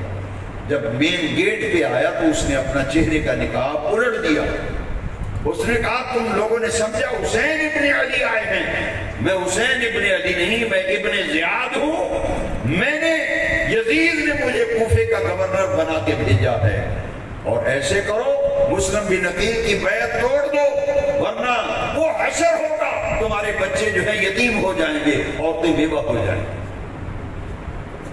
اعلان کیا اس نے، آتے ہی وہ لوگ سہم گئے اور اپنے گھروں کو چلے گئے۔ دارالامارات میں ابن زیاد داخل ہو گیا، اور اگلے دن صبح ہی اس نے کوفے کے بڑے بڑے گھرانے اور خاندان بلائے۔ وہ خاندان، وہ گھرانے، وہ قبیلے جن کا پورے شہر پہ اثر تھا، انہیں بلا کر کہا کہ دیکھو یزید نے مجھے بھیجا ہے کوفے کا گورنر بنا کر، یہ میرے پاس آرڈر ہے کہ مسلم بن عقیل کو پہلے گرفتار کرو، اگر وہ بیعت کرتے ہیں غلامی اور فرما برداری میں آتے ہیں تو ٹھیک ہے، ورنہ اسے قتل کر دو۔ تو یہ میرے پاس آرڈر موجود ہے، اس لیے میرا مشورہ یہ اپنی جانیں بچاؤ اور عافیت میں رہو، یزید کی مخالفت نہ کرو، اس کے خلاف آواز نہ اٹھاؤ، مسلم بن عقیل کی بیعت توڑ دو۔ حضرت مسلم بن عقیل رضی اللہ تعالیٰ عنہ آپ کوفے میں ایک محب اہل بیت شخص تھا جس کا نام مختار بن عبید تھا، اس کے گھر میں تشریف فرما تھا، کیونکہ جب آپ مدینہ منورہ سے آئے تھے تو مختار نے اپنے گھر میں انہیں ٹھہرایا تھا کہ حضور کے خاندان کے فرد ہیں، میری خوش قسمتی ہے کہ میں ان کا میزبان بنا۔ لیکن حضرت مسلم بن عقیل نے جب کوفے کے حالات دیکھے کہ سب لوگ ساتھ چھوڑ گئے اور 12,000 بیعت کرنے والا جو ہے ان کے رخ بدل گئے، یزید نے جب اقتدار کا ڈنڈا لہرایا ہے ہر کوئی ڈر گیا۔ اب تنہائی جب محسوس کی اور امام مسلم بن عقیل کی گرفتاری کا آرڈر دے دیا ابن زیاد نے، جو انہیں گرفتار کرائے گا اسے انعام ملے گا۔ حضرت مسلم بن عقیل نے مختار کا شکریہ ادا کیا کہ جتنے دن تم نے میری مہمان نوازی کی اور تم نے میری میزبانی کی، میں دل سے تیرا شکر گزار ہوں، لیکن آپ دیکھ رہے ہو کہ کوفے کے حالات بدل گئے، اب میری جان کو خطرہ ہے، اس لیے میں کسی محفوظ مقام پہ منتقل ہونا چاہتا ہوں۔ حضرت مسلم بن عقیل مختار بن عبید کے گھر سے ہانی بن عروہ ایک محب اہل بیت انسان تھا، دل و جان سے اہل بیت پہ فدائی تھا۔ اس نے کہا حضرت آپ میرے گھر تشریف لے آئیں، میں آپ کو اپنے گھر میں آپ کا میں پہرا بھی دوں گا اور کسی کو خبر نہیں ہونے دوں گا۔ مختار کے گھر سے حضرت مسلم بن عقیل جو ہیں وہ ہانی بن عروہ کے گھر تشریف لے گئے اور بند کمرہ جو ہے وہ دے دیا اور کسی کو کانوں کان خبر نہیں ہونے دی کہ مسلم بن عقیل کہاں ہے۔ ادھر کیا ہوا؟ اللہ اکبر، عبید اللہ بن زیاد نے جاسوس بھیجے کہ کون ہے جو خبر لے کے آئے۔ میں علماء کو متوجہ کرنا چاہتا ہوں، نازک مرحلے آگے آ رہے ہیں، ہمارے ساتھ بھی ایسا ہوتا ہے، میرے ساتھ کئی دفعہ ہوا، آپ کے ساتھ بھی ہوا ہوگا۔ جو جیل میں گئے خاص طور پر مجھ سے کہ کس طرح یہ کام چلتے ہیں، انہوں نے کہا کہ بھائی جاسوسی کرو، اس وقت مسلم بن عقیل ہے کہاں؟ ابن زیاد کا ایک غلام تھا، عبید اللہ بن زیاد کا غلام، شام کا رہنے والا تھا۔ کہاں کا؟ شام کا رہنے، کیونکہ اس کا غلام تھا۔ اس نے کہا یہ لے پکڑ 3000 روپیہ۔ لوگ کیسے بکتے ہیں، کیسے جاسوسیاں ہوتی ہیں علماء و مشائخ کی، کس طرح سے پالیسیاں چلتی ہیں۔ میں اس واقعے سے کچھ نہ کچھ خبردار ہو جائیں گے آپ، اور آپ کو محتاط رہنا ہوگا۔ کتنے پیسے لیے؟ 3000 درہم کہ یہ لے جاؤ، تمہیں مال ملے گا، پیسہ ملے گا۔ مسلم بن عقیل کا پتہ کرو کہاں ہے۔ اس نے کیا کیا؟ سر پہ ٹوپی رکھی، پگڑی باندھی، پگڑا، ایک پٹکا بھی گلے میں ڈالا، ایک تسبیح بھی لمبی لے لی، سیدھا گیا کوفہ کی جامع مسجد، جا کے نماز، سجدے پہ سجدہ، سجدے پہ سجدہ، نماز پڑھ کے تسبیح لے کے دیکھتا ہے پورے ادھر ادھر۔ جاسوسی کرنی ہے نا، مسلم بن عقیل کہاں ہے؟ روح بدلا ہوا ہے کیا؟ جاسوس یار بولو، اگر بات سمجھ نہیں ہے تو آج بولنا پڑے گا۔ جاسوس ہے، سجدے کر رہا ہے، پگڑی بھی باندھی ہوئی ہے، گلے میں پٹکا بھی نسواری ڈالا ہوا ہے، سامنے تسبیح لے کے بھی بیٹھا ہوا ہے۔ کیا کر رہا ہے؟ مسلم بن عقیل کو ڈھونڈ رہا ہے کہاں ہے، کسی طرح نمازی سے پتہ چل جائے۔ ایک بزرگ نمازی جن کے چہرے پہ بڑا نور تھا، مسلم بن اوسجہ اسدی، جو امام مسلم کے ہم نام تھے، محب اہل بیت تھے، بڑے متقی پرہیزگار، اتنا نورانی چہرہ کہ جی چاہتا تھا کہ دیکھتے ہی رہ جائے۔ پورے نمازیوں کی جب جاسوسی کی نا، اس نے کہا اے بندہ ہے مطلب انہوں میں قابو کر لے تو مینوں پتہ لگ جانا مسلم بن عقیل کتنے۔ انہیں جاندے آشا چومے اور کہا حضرت کیسے آپ مزاج اچھے ہیں؟ ہاں الحمدللہ خیریت سے۔ مجھے پتہ چلا ہے کہ نبی پاک کے گھرانے کے ایک بزرگ آئے ہوئے ہیں یہاں جن کا نام ہے مسلم بن عقیل، مجھے پتہ چلا ہے تشریف لائے، میں شام سے آیا ہوں۔ کہاں سے آیا ہوں؟ شام سے آیا ہوں، مجھے وہاں پتہ چلا رسول اللہ کے خاندان کے ایک بدر کوفہ میں آئے ہیں۔ میں نے کہا چلو ان کی زیارت کروں اور ان کے ہاتھ پہ بیعت بھی کر لوں، اور یہ دیکھو میرے پاس ہے 3000، اور میں اس لیے لایا ہوں تاکہ ان کو نذرانہ بھی پیش کروں۔ انہوں نے شک گزرا کہ کہیں جاسوس نہ ہو، مسلم بن اوسجہ اسدی۔ انہوں نے کہا یار مسجد بھری ہوئی ہے تو مجھ سے کیوں پوچھ رہا ہے؟ اور بھی نمازی ہے، کسی اور نمازی سے تم نے نہیں پوچھا، مجھ سے پوچھتے ہو مسلم بن عقیل کہاں ہے؟ اس نے کہا تھوڑا چہرہ بڑا نورانی ہے، تسی اللہ والے لگتے ہو، میں تھوڑے ہاتھ بھی چومے نے۔ میں دل نے آکھیا ہے جی مسلم کا پتہ لگ سکتا ہے تو اس بندے کو لگ سکتا ہے، یہ محب اہل بیت۔ اب وہ اللہ والے سادہ لوگ ہوتے ہیں، مولانا شیر عالم جیسے سادہ آدمی ہیں، کیا پتہ ہے پولیس والا جاسوس ہے، مفتی محمد یونس دریائی میراشی پڑھنے والے ہیں، کیا پتہ کہ انٹیلیجنس کا بندہ ہے۔ یہ سمجھتے ہیں مرید آ گیا، میں نے بھی سمجھا کہ کوئی بڑا اچھا کوئی مرید ہے محبت کرنے والا، بعد میں پتہ چلا کہ یہ صاحب تو انٹیلیجنس کے تھے۔ یہی وہ حضرت امام، میں تاریخ طبری پڑھ رہا ہوں، اپنی طرف سے میں کوئی بات نہیں کرتا۔ کیا ہوا؟ اس کے فریب میں آ گئے، کہا اچھا جگی بھائی تو ہی اپنا ہی بنانا پھر میں بھی کوئی اہل بیت تھا تم ہی اہل بیت وہ تھا جاسوس وہ تو گورنمنٹ کا ایجنٹ تھا خریدا ہوا تھا بکا ہوا تھا مسلم بن عقبہ نے کہا کوئی غلطی نہیں میں تینوں لے چلنا میں حضرت صاحب کی زیارت بھی کرانا وہ تھا جاسوس وہ تھا گورنمنٹ کا وہ گیا اس نے جا کے ہاتھ چومے اور 3000 نظر بھی پیش کی کہ حضرت میں شام سے آیا ہوں یہ نظرانہ ہے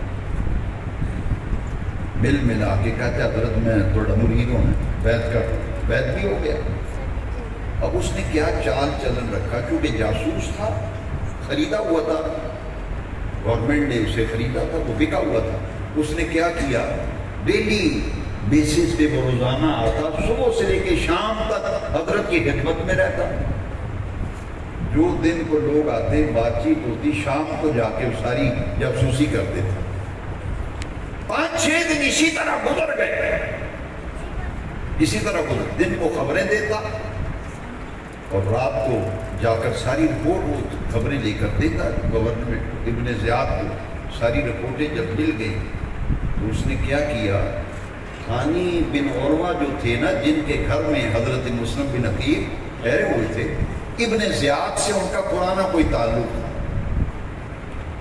ابن زیاد نے گورنمنٹ کے آدمی بھیجے کہ آپ کو گورنر بلا رہا ہے کہتے ہیں مولانا تھانے میں آئیے ذرا میٹنگ ہے مولانا جب پہنچتے ہیں امامہ باندھ کر کرسی پہ بیٹھتے ہیں تو ایسے تو کہتے ہیں مولانا اپنے آپ کو اریسٹ سمجھیں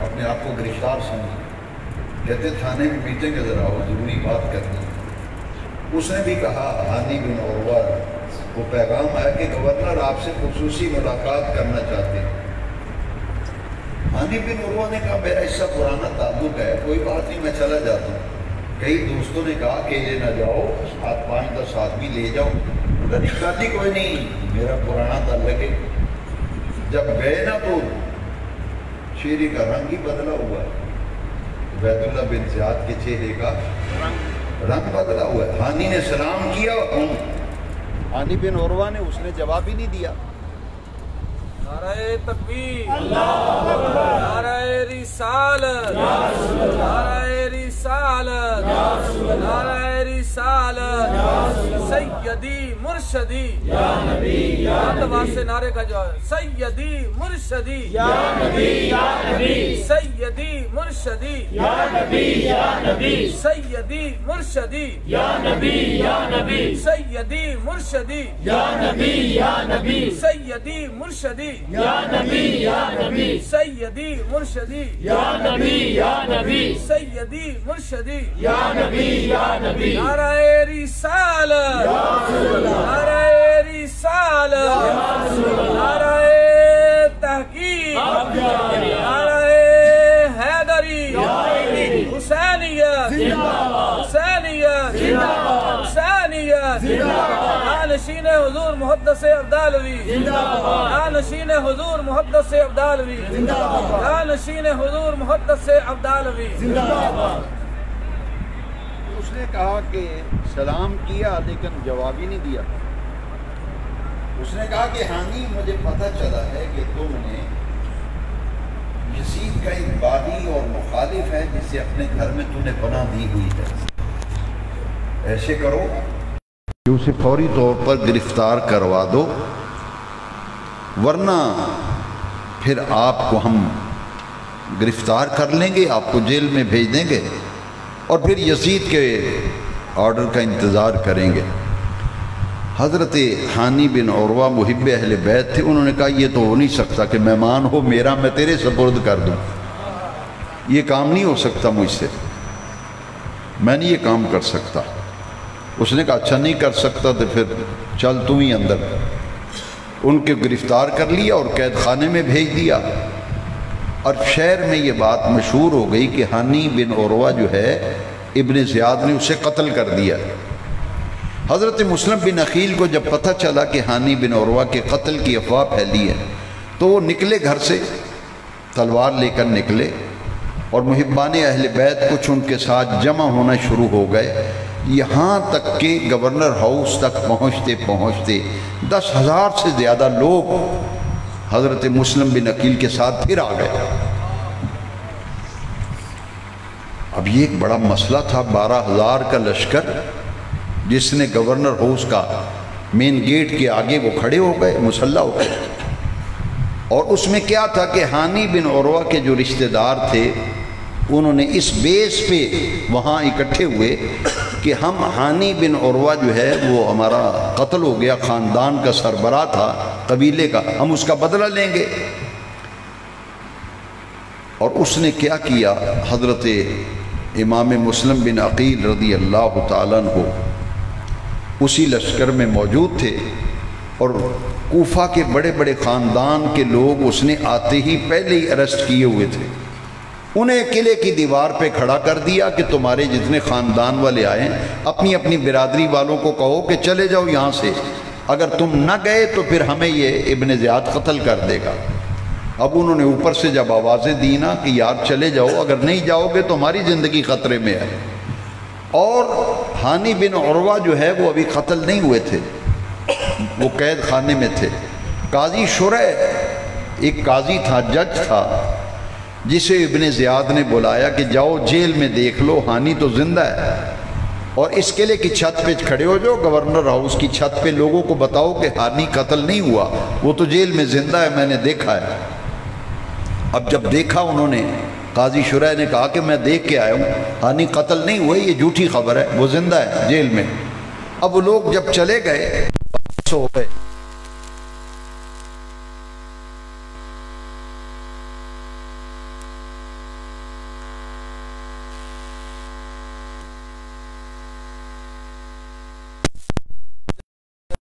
اور اتنے میں شام ہو گئی اور مغرب کی نماز کا وقت ہو گیا۔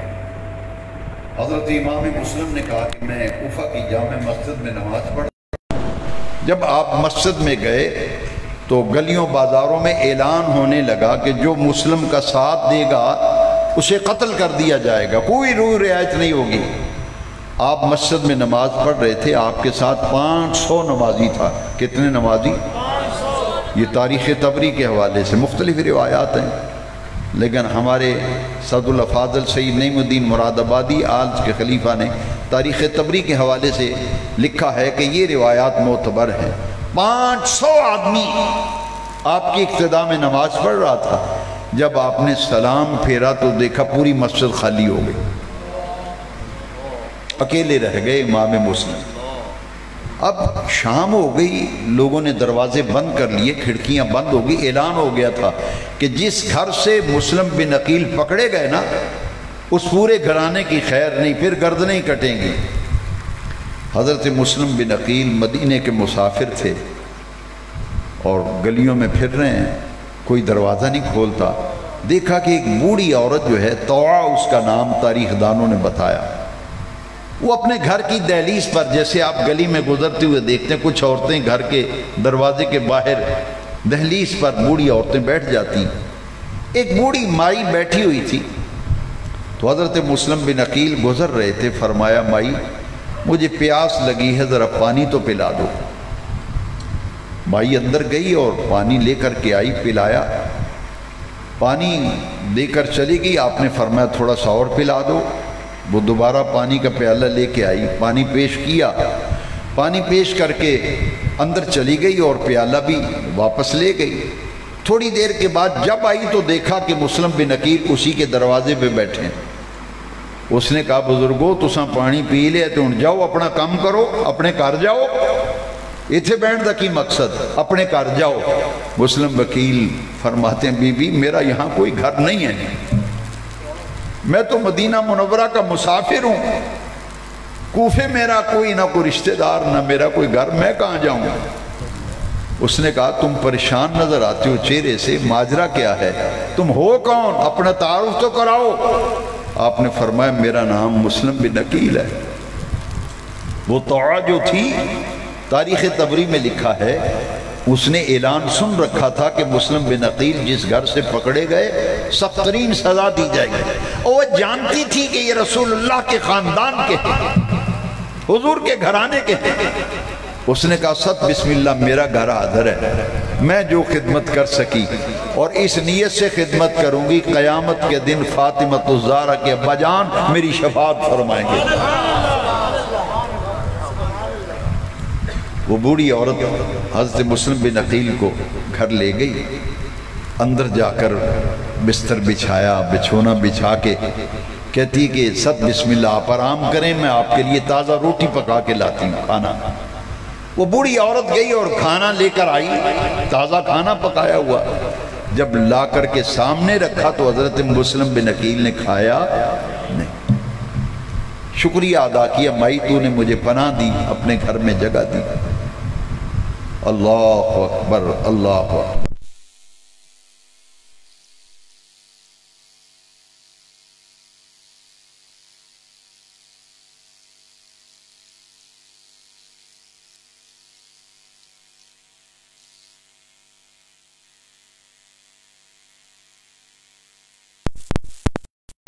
نعرہ تکبیر، نعرہ رسالت، نعرہ رسالت، نعرہ تحقیق، نعرہ حیدری، سیدی مرشدی، سیدی مرشدی، سیدی مرشدی، سیدی مرشدی، نعرہ رسالت، نعرہ حیدری، حسینیت، حسینیت، حسینیت، حسینیت۔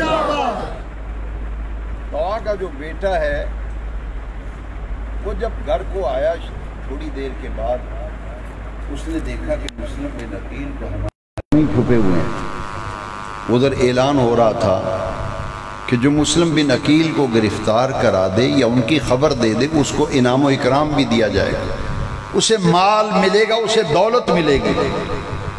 تو طاہا کا بیٹا خاموشی سے نکلا، اس نے جا کر جاسوسی کر دی کہ مسلم بن عقیل ہمارے گھر میں موجود ہے۔ سپاہی جب آئے آپ کو گرفتار کرنے کے لیے آپ نے تلوار نکال لی اور وہاں کئی کوفیوں کو آپ نے واصل جہنم کیا، یہاں تک کہ آپ کے سر پر جو تلوار کا وار ہوا اس سے اوپر والا ہونٹ بھی نیچے والا ہونٹ بھی شدید زخمی اور 2 دانت بھی آپ کے ٹوٹ کر گر گئے حضرت مسلم بن عقیل، اور بڑی بہادری کے ساتھ مقابلہ کر رہے تھے، لیکن اس قدر زخموں سے خون بہہ گیا کہ نڈال ہو کر آپ نے دیوار کے ساتھ ٹیک لگا لی۔ اب ہمت نہیں رہی تھی۔ اب انہوں نے کیا کیا کہ حضرت مسلم بن عقیل کو گرفتار کر لیا اور ایک شخص نے چال چلی کہ میں آپ کو پناہ دیتا ہوں، آپ میرے پاس آ جائیے۔ اس نے دھوکہ کیا، اس طرح سے امام مسلم کو لے کر گورنر ہاؤس کے دروازے پہ چلا گیا۔ ابن زیاد کے سامنے حضرت مسلم بن عقیل کو جب لے جایا گیا تو بڑی ہی بد زبانی اور بد کلامی سے وہ پیش آیا اور اس نے کہا کہ یزید کا میرے پاس آرڈر ہے، آپ فرما بردار اور مطیع بن جائیں، حکومت کو مان لیں تو آپ کو ہم چھوڑ دیتے ہیں، لیکن اگر اس کے برعکس آپ کا فیصلہ ہے تو پھر ایک ہی راستہ ہے کہ آپ کو ہم، یہ یزید کا آرڈر ہے، آپ کی گردن ہم اڑا دیں گے۔ حضرت امام مسلم بن عقیل نے فرمایا یہ تو ممکن نہیں کہ میں یزید کی حمایت کروں یا اس کے جتنے بھی کالے دھندے ہیں، سیاہ کارنامے ہیں، میں ان کی حمایت کروں، یہ ممکن نہیں۔ اس نے آرڈر دیا اور امام مسلم کو چونکہ گرفتار تھے گورنر ہاؤس کے چھت پہ لے جا کر کے آپ کی گردن کاٹ کر نیچے پھینکی گئی معاذ اللہ، اور پھر آپ کا جسد مبارک چھت سے نیچے گرایا، اور ابن زیاد نے کہا کہ ان کو قتل کرنے کے بعد گورنر ہاؤس کی چھت سے نیچے ان کا جسد پھینک دو تاکہ ان کی ہڈیاں بھی ٹوٹ جائیں۔ انا للہ و انا الیہ راجعون۔ حضرت امام مسلم بن عقیل شہید ہو گئے اور جام شہادت نوش کر لیا۔ آپ جب کوفے کی گلیوں میں پھر رہے تھے اور عورت سے پانی کا کہا تھا تو آپ کے دو بیٹے جو ساتھ آئے تھے نا، قاضی شرح جس کا بھی آپ سن چکے ہیں، یہ بھی محب اہل بیت تھے، دونوں بیٹوں کو ان کے سپرد کر آئے تھے کوفے کی جامع مسجد سے نکل کر کہ حالات بدل گئے ہیں، میرے قتل کے درپے ہیں کوفی، تو آپ ایسا کیجئے یہ دو میرے بیٹے ہیں، ان کو بحفاظت مدینہ منورہ پہنچا دیں۔ قاضی شرح کے گھر میں دونوں بیٹے تھے، کھانا کھلایا، آرام کر رہے تھے۔ امام مسلم جب شہید ہوئے تو قاضی شرح جو ہے ان دونوں بچوں کو بلا کر ان سے پیار کر رہے تھے کہ اب ان بچوں کو تلاش کریں گے، انہیں شہید کریں گے، میں فوری طور پر انہیں مدینہ منورہ بھیج دیتا ہوں۔ جب بڑے شہزادے سے پیار کیا، چھوٹے سے پیار کیا، انہوں نے کہا قاضی صاحب آپ آج ہم سے ایسے پیار کر رہے ہیں جیسے یتیموں سے پیار کیا جاتا ہے، کیا ہمارے بابا کو شہید تو نہیں کر دیا گیا؟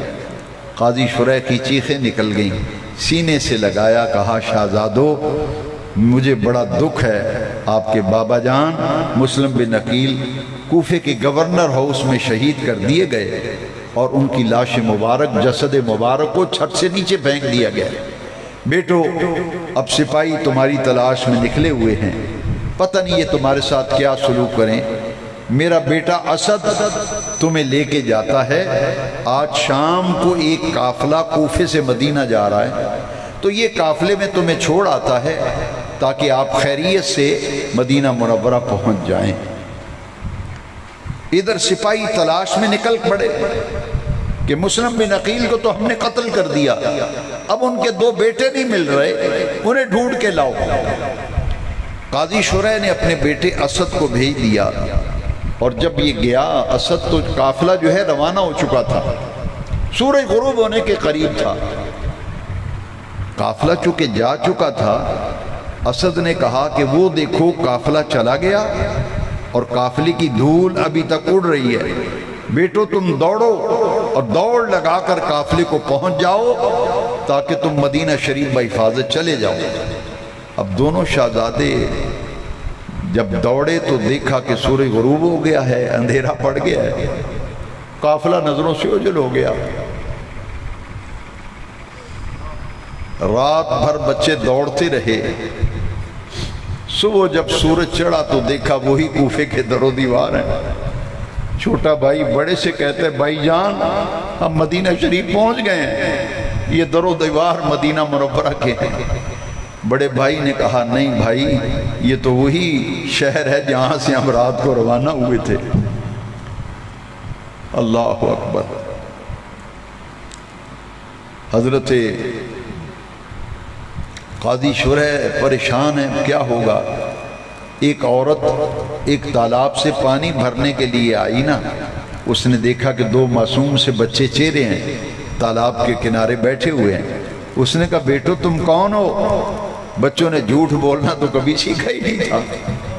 دونوں نے کہا کہ ہم مسلم بن عقیل کے بیٹے ہیں اور ہم مدینے کے مسافر ہیں۔ وہ عورت نے کہا کہ بیٹو پریشان نہ ہو، میں جس عورت کی نکرانی ہوں وہ محبہ اہل بیت ہے، میں تمہیں ساتھ لے جاتی ہوں، مجھے غالب گمان یہی ہے کہ تمہیں بحفاظت مدینہ منورہ پہنچا دے۔ کوفے کے حالات بہت خراب ہیں اور بچوں تمہاری تلاش میں صبح سے لے کر لوگ نکلے ہوئے ہیں، انعام و اکرام کے وعدے کیے گئے ہیں، لوگ تمہیں ڈھونڈ رہے ہیں۔ جب مالکن کے پاس وہ عورت گئی اور کہا کہ میں تیرے لیے 2 تحفے لائی ہوں، اس نے پوچھا یہ تحفے کیسے ہیں؟ اس نے کہا کہ یہ مسلم بن عقیل کے شہزادے ہیں، آج ان کی تو حفاظت کرے گی، خدمت کرے گی، مدینہ منورہ پہنچائے گی، قیامت کے دن زہرا پاک تیری شفاعت کریں گے۔ اور اس کا خامن جو تھا حارث، وہ انہی دونوں شہزادوں کو تلاش کرنے کے لیے صبح سے گیا ہوا تھا۔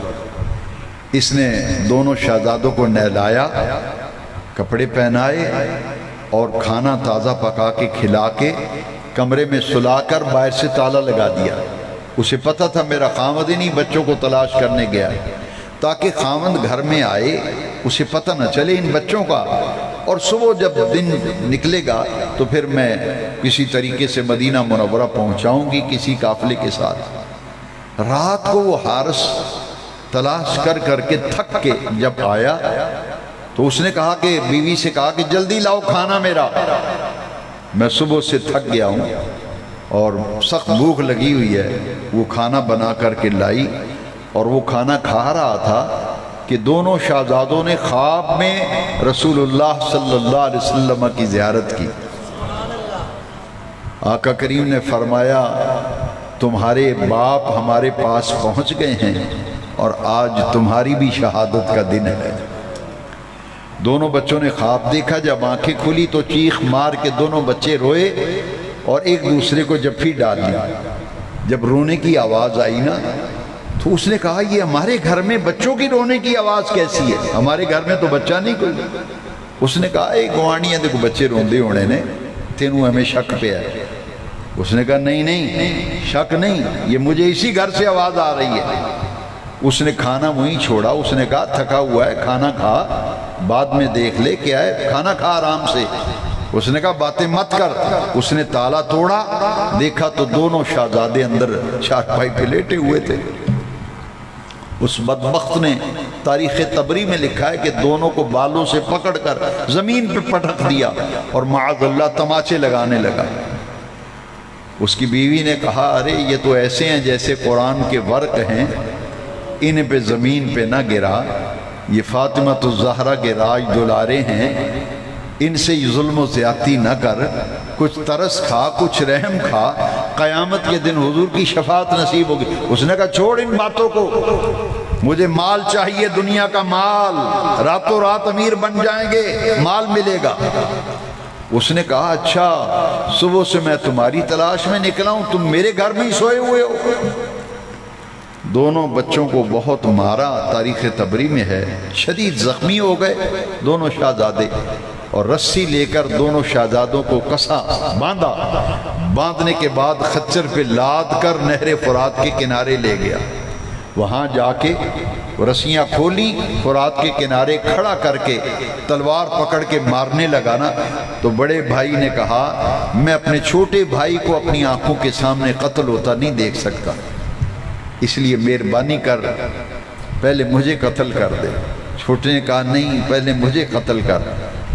تاریخ طبری میں لکھا ہے کہ اس نے دونوں شہزادوں کے گردن پہ تلوار ماری، دونوں کو شہید کر دیا اور ان کے دھڑ مبارک نہر فرات میں پھینک دیے، اور دونوں شہزادوں کے سر ایک تشت میں رکھ کر اوپر کپڑا دے کر سیدھا دارالامارات کی طرف چلا گیا۔ ابن زیاد کے سامنے جب پیش ہوا، اس نے پوچھا یہ میرے سامنے کیا رکھا ہے تو نے؟ اس نے کہا جناب آپ نے کہا تھا کہ جو محمد و ابراہیم کو زندہ لائے گا، گرفتار کرائے گا تو اس کو مال دوں گا، دولت دوں گا، راتوں رات امیر ہو جائے گا۔ تو یہ کپڑا اٹھا کے کہتا ہے یہ دیکھو میں تو انہیں قتل کر کے ان کے سر لے آیا ہوں، میرا انعام زیادہ بنتا ہے، مجھے اب مال دو اور دولت دو جس کا تم نے وعدہ کیا۔ اس نے کہا تیرا ستیہ ناس ہو، بیڑا غرق ہو، تجھے کس نے کہا تھا انہیں قتل کر؟ میں نے تو زندہ گرفتار کرنے کے لیے کہا تھا، اس لیے کہ میں یزید کو لکھ چکا ہوں کہ مسلم قتل ہو گئے اور ان کے دونوں بیٹوں کو ہم نے گرفتار کر لیا ہے۔ یزید نے کہا ہے کہ انہیں دمشق میں بھیج دے۔ اب یزید نے مجھ سے پوچھا تو میں کیا جواب دوں گا؟ تاریخ طبری میں لکھا ہے اس نے کہا کہ اس بدبخت کی گردن کاٹ دو، لہذا ان دونوں شہزادوں کا جو قاتل ہے اس کی گردن وہیں کاٹ دی گئی۔ دنیا کا مال، دین تو پہلے ہی ہاتھ سے نکل چکا تھا، دنیا کا مال بھی ہاتھ نہ آیا اور زندگی سے بھی ہاتھ دھو بیٹھا۔ امام مسلم بھی شہید کر دیے گئے اور آپ کے دونوں شہزادے بھی شہید کر دیے گئے۔ یہ 3 ذی الحج کا واقعہ ہے، 3 ذی الحج سن 61 ہجری، اور آپ اندازہ لگا لیجئے پھر اس کے بعد محرم شروع ہوا، سن 61 ہجری شروع ہوا، اور 10 محرم کو پھر کربلا میں امام پاک شہید ہو گئے۔ جس دن امام مسلم کوفہ میں شہید ہوئے تھے اس دن امام حسین آپ مکہ مکرمہ سے کوفہ کی طرف روانہ ہوئے تھے۔ راستے میں خبر مل گئی تھی کہ امام مسلم شہید ہو گئے، ان کے بیٹے بھی شہید ہو گئے، مگر حضرت مسلم بن عقیل کے بھائیوں اور ان کے بیٹوں نے کہا حضرت مسلم کے کہ ہم واپس نہیں جائیں گے، ہم قصاص لیے بغیر واپس نہیں جائیں گے۔ لہذا حضرت سیدنا امام حسین رضی اللہ عنہ کی معیت میں پھر کوفہ کی طرف چلتے رہے۔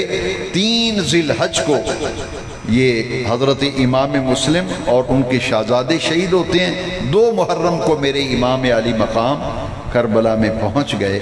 مجھے یہی موضوع دیا گیا تھا، امام مسلم ان کے شہزادوں کی شہادت۔ اللہ تعالیٰ ان عظیم شہداء کے فیضان سے ہماری دنیا اور آخرت اچھی فرمائے۔ دعا مانگو، مشکل حالات آ جائیں، اللہ دین پر استقامت عطا فرما، ہمارا دین ہمارے ہاتھ میں مضبوطی سے قائم رہے، اور وہ عقیدہ جو اہل سنت و جماعت سچا کھرا عقیدہ صحابہ والا عقیدہ، اللہ اسی عقیدے پر زندہ رکھے، اسی عقیدے پر ہمیں موت آئے۔ ہمارے عزیزان گرامی جناب محمد نسیم صاحب، محمد مجاہد عتیق، ان کے ساتھیوں کا یہ پیار و محبت اہل بیت کی بارگاہ میں قبول ہو۔ آپ تمام حضرات نے جس استقامت اور محبت سے بیان سنا، میں سب کے لیے دین ایمان کی سلامتی کی دعا کرتا ہوں۔ علماء کرام کا شکریہ، اللہ ان کی عمروں میں علم میں برکت دے۔ یہ تو خود تشریف لے آتے ہیں، میں تو اس قابل نہیں، مگر ان کی محبت ہے، یہ تشریف لاتے ہیں، اسٹیج پہ جلوگر ہوتے ہیں، محفل کو زینت بخشتے ہیں۔ ان علماء کے دم قدم سے ہی گلشن اسلام میں بہار ہے۔ وآخر دعوانا